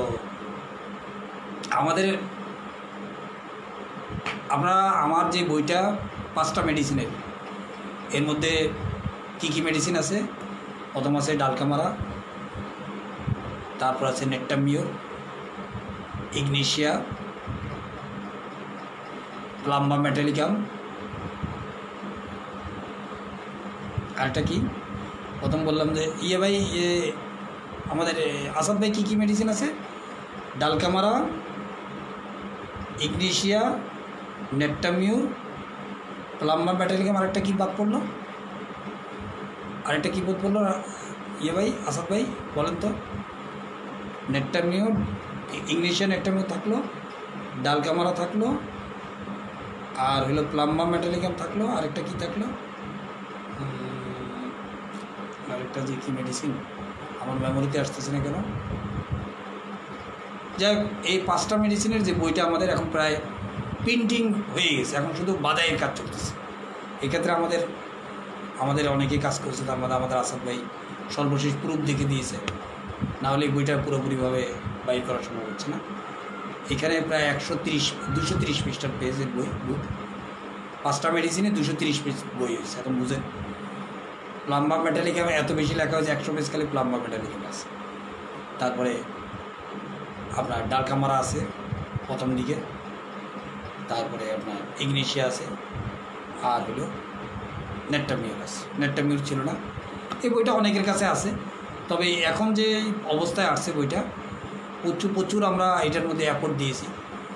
প্রত্যেকটা লাইন, প্রত্যেকটা মেডিসিনে বারবার দেখতে দেখতে অনেক সংশোধনী করতে করতে একটা স্ট্যান্ডার্ড পর্যায়ে চলে আসছে। এখন সাধারণত ভুল নাই বললেই চলে। আগের বইগুলোতে অনেক ভুল ছিল, যাদেরকে দিয়ে আমরা টাইপ করাইছি। আমার সময়ের অভাবে কারণ আমি লিখতে পারিনি। এবার আমরা প্রচণ্ড পরিমাণে সময় দিয়েছি, দিয়ে এখন এই বইটা বাজারে আসবে মানে এই সপ্তাহের মধ্যেই চলে আসবে। তো আপনারা যাদের আপনাদের এখানে অনেকের কালেকশানে আছে, হয়তো 5টা মেডিসিন নাই, অনেকের কাছে 4টা আছে, 3টা আছে, 2টো আছে। তো যাদের নাই তারা কালেকশন করার চেষ্টা করবে, আমাদেরকে ইনবক্সে জানাবেন। টোটাল যদি কেউ বইটা নেন, আপনার কুরিয়ার খরচ 300 টাকা লাগবে, আর এমনি যদি নর্মালি তার 250 টাকার মধ্যে পাবেন। কেন দেখলাম যে কাগজ টাগজের দাম অনেক বেশি হয়ে গেছে। আর যেহেতু আমরা এবারে একটু হ্যাঁ বলেন, সরি নেট্টামিওর, ইগনেশিয়া, নেট্টামসাল, ডালকামারা, প্লাম্বা মেটালিকাম, মোট 5টা মেডিসিন আছে এখানে। মানে 5টা মেডিসিন ইন ডিটেলস লেখা আছে। প্রথম ডালকামারা, তারপর হচ্ছে এই নেট্টামসাল, তারপর হচ্ছে নেট্টামিওর, ইগনেশিয়া, আর হলো প্লাম্বা মেটালিকাম। তো যাদের এই বইটা আপনাদের পরিচিতদের মধ্যে, মানে আমি চাচ্ছি যে কমপক্ষে এতে তো আমাদের কোনো প্রফিটের দরকার নেই, কমপক্ষে সবার কাছে বইটা পৌঁছে যাবে। আমি দীর্ঘদিন বইটা বন্ধই করে রাখছি প্রিন্টিং করার জন্য, কিন্তু চাচ্ছি যে এটা অনেক ঝামেলার কাজ। পরে আমাদের অনেকেই রিকোয়েস্ট করলো আমাকে যে বইটা বের করেন। তো বইটা এখন বাজারে বের হচ্ছে, আগেরটাও বের হবে সম্ভাবনা আছে। আর নতুন কিছু আমরা প্রিন্টিংয়ের কাজ, আমাদের যেহেতু আসাদ ভাই আমাদেরকে হেল্প করতে চাচ্ছে, তার জন্য আমরা শুরু করব। তো এই বইটা আপনারা, আমার মনে হয় যে 1 কপি করে সবাই সংগ্রহ রাখা উচিত। যে এই বইটা পড়লে কী হবে, যে অনেকগুলো রুব্রিকের মিনিং আপনার জেনে যাবেন এবং অনেকগুলো জায়গায় আপনার তৈরি হয়ে যাবে। 5টা মেডিসিন আমরা এই বইটাকে আর কোনো সময় মানে আর এলোবরেট করবো না, এই 5 মেডিসিনের সীমাবদ্ধ থাকবে। মানে এর আগে যেমন আমরা 2 থেকে 3, 3 থেকে 4, 4 থেকে 5-এ এসেছি, এরপরে আর আমরা এটাকে আর 6-এ যাবো না। অনেকে কিনছে যে আমি 2টা মেডিসিনেরটা কিনছি, এখন আবার এটাকে টাকা লস করবো। এটা আমাদের পরিস্থিতির কারণে এটা আমরা করছি, তখন 2টা দিয়েই শুরু করছি। কিন্তু এখন আমরা দেখলাম যে না, 5টা মেডিসিন হলে স্ট্যান্ডার্ড হয়ে যায়। তো 5টার পরে আর আমরা এটাকে আর নতুন করে এডিটও করবো না, আর এটাকে আর নতুন করে আমরা কলেবল বাড়াবো না। এই 5 মেডিসিন পার্মানেন্ট থাকবে। তবে সবাই কাছে এই মানে আমাদের রিকোয়েস্ট থাকবে যে আপনারা এই সপ্তাহ বের হয়ে গেলে সবাই 1 কপি, যাদের আছে তাদের তো নিবেন না, যাদের নাই তারা কালেক্ট করবেন, আর যাদের আপনার পরিচিত অনেকে আছে তাদেরকে সংগ্রহ করতে বলবেন। তো ঠিক আছে, আজকে এই পর্যন্তই। আবার কালকে আমরা চেষ্টা করব মিলিত হওয়ার। সবাই ভালো থাকেন, সেই পর্যন্ত আল্লাহ হাফেজ।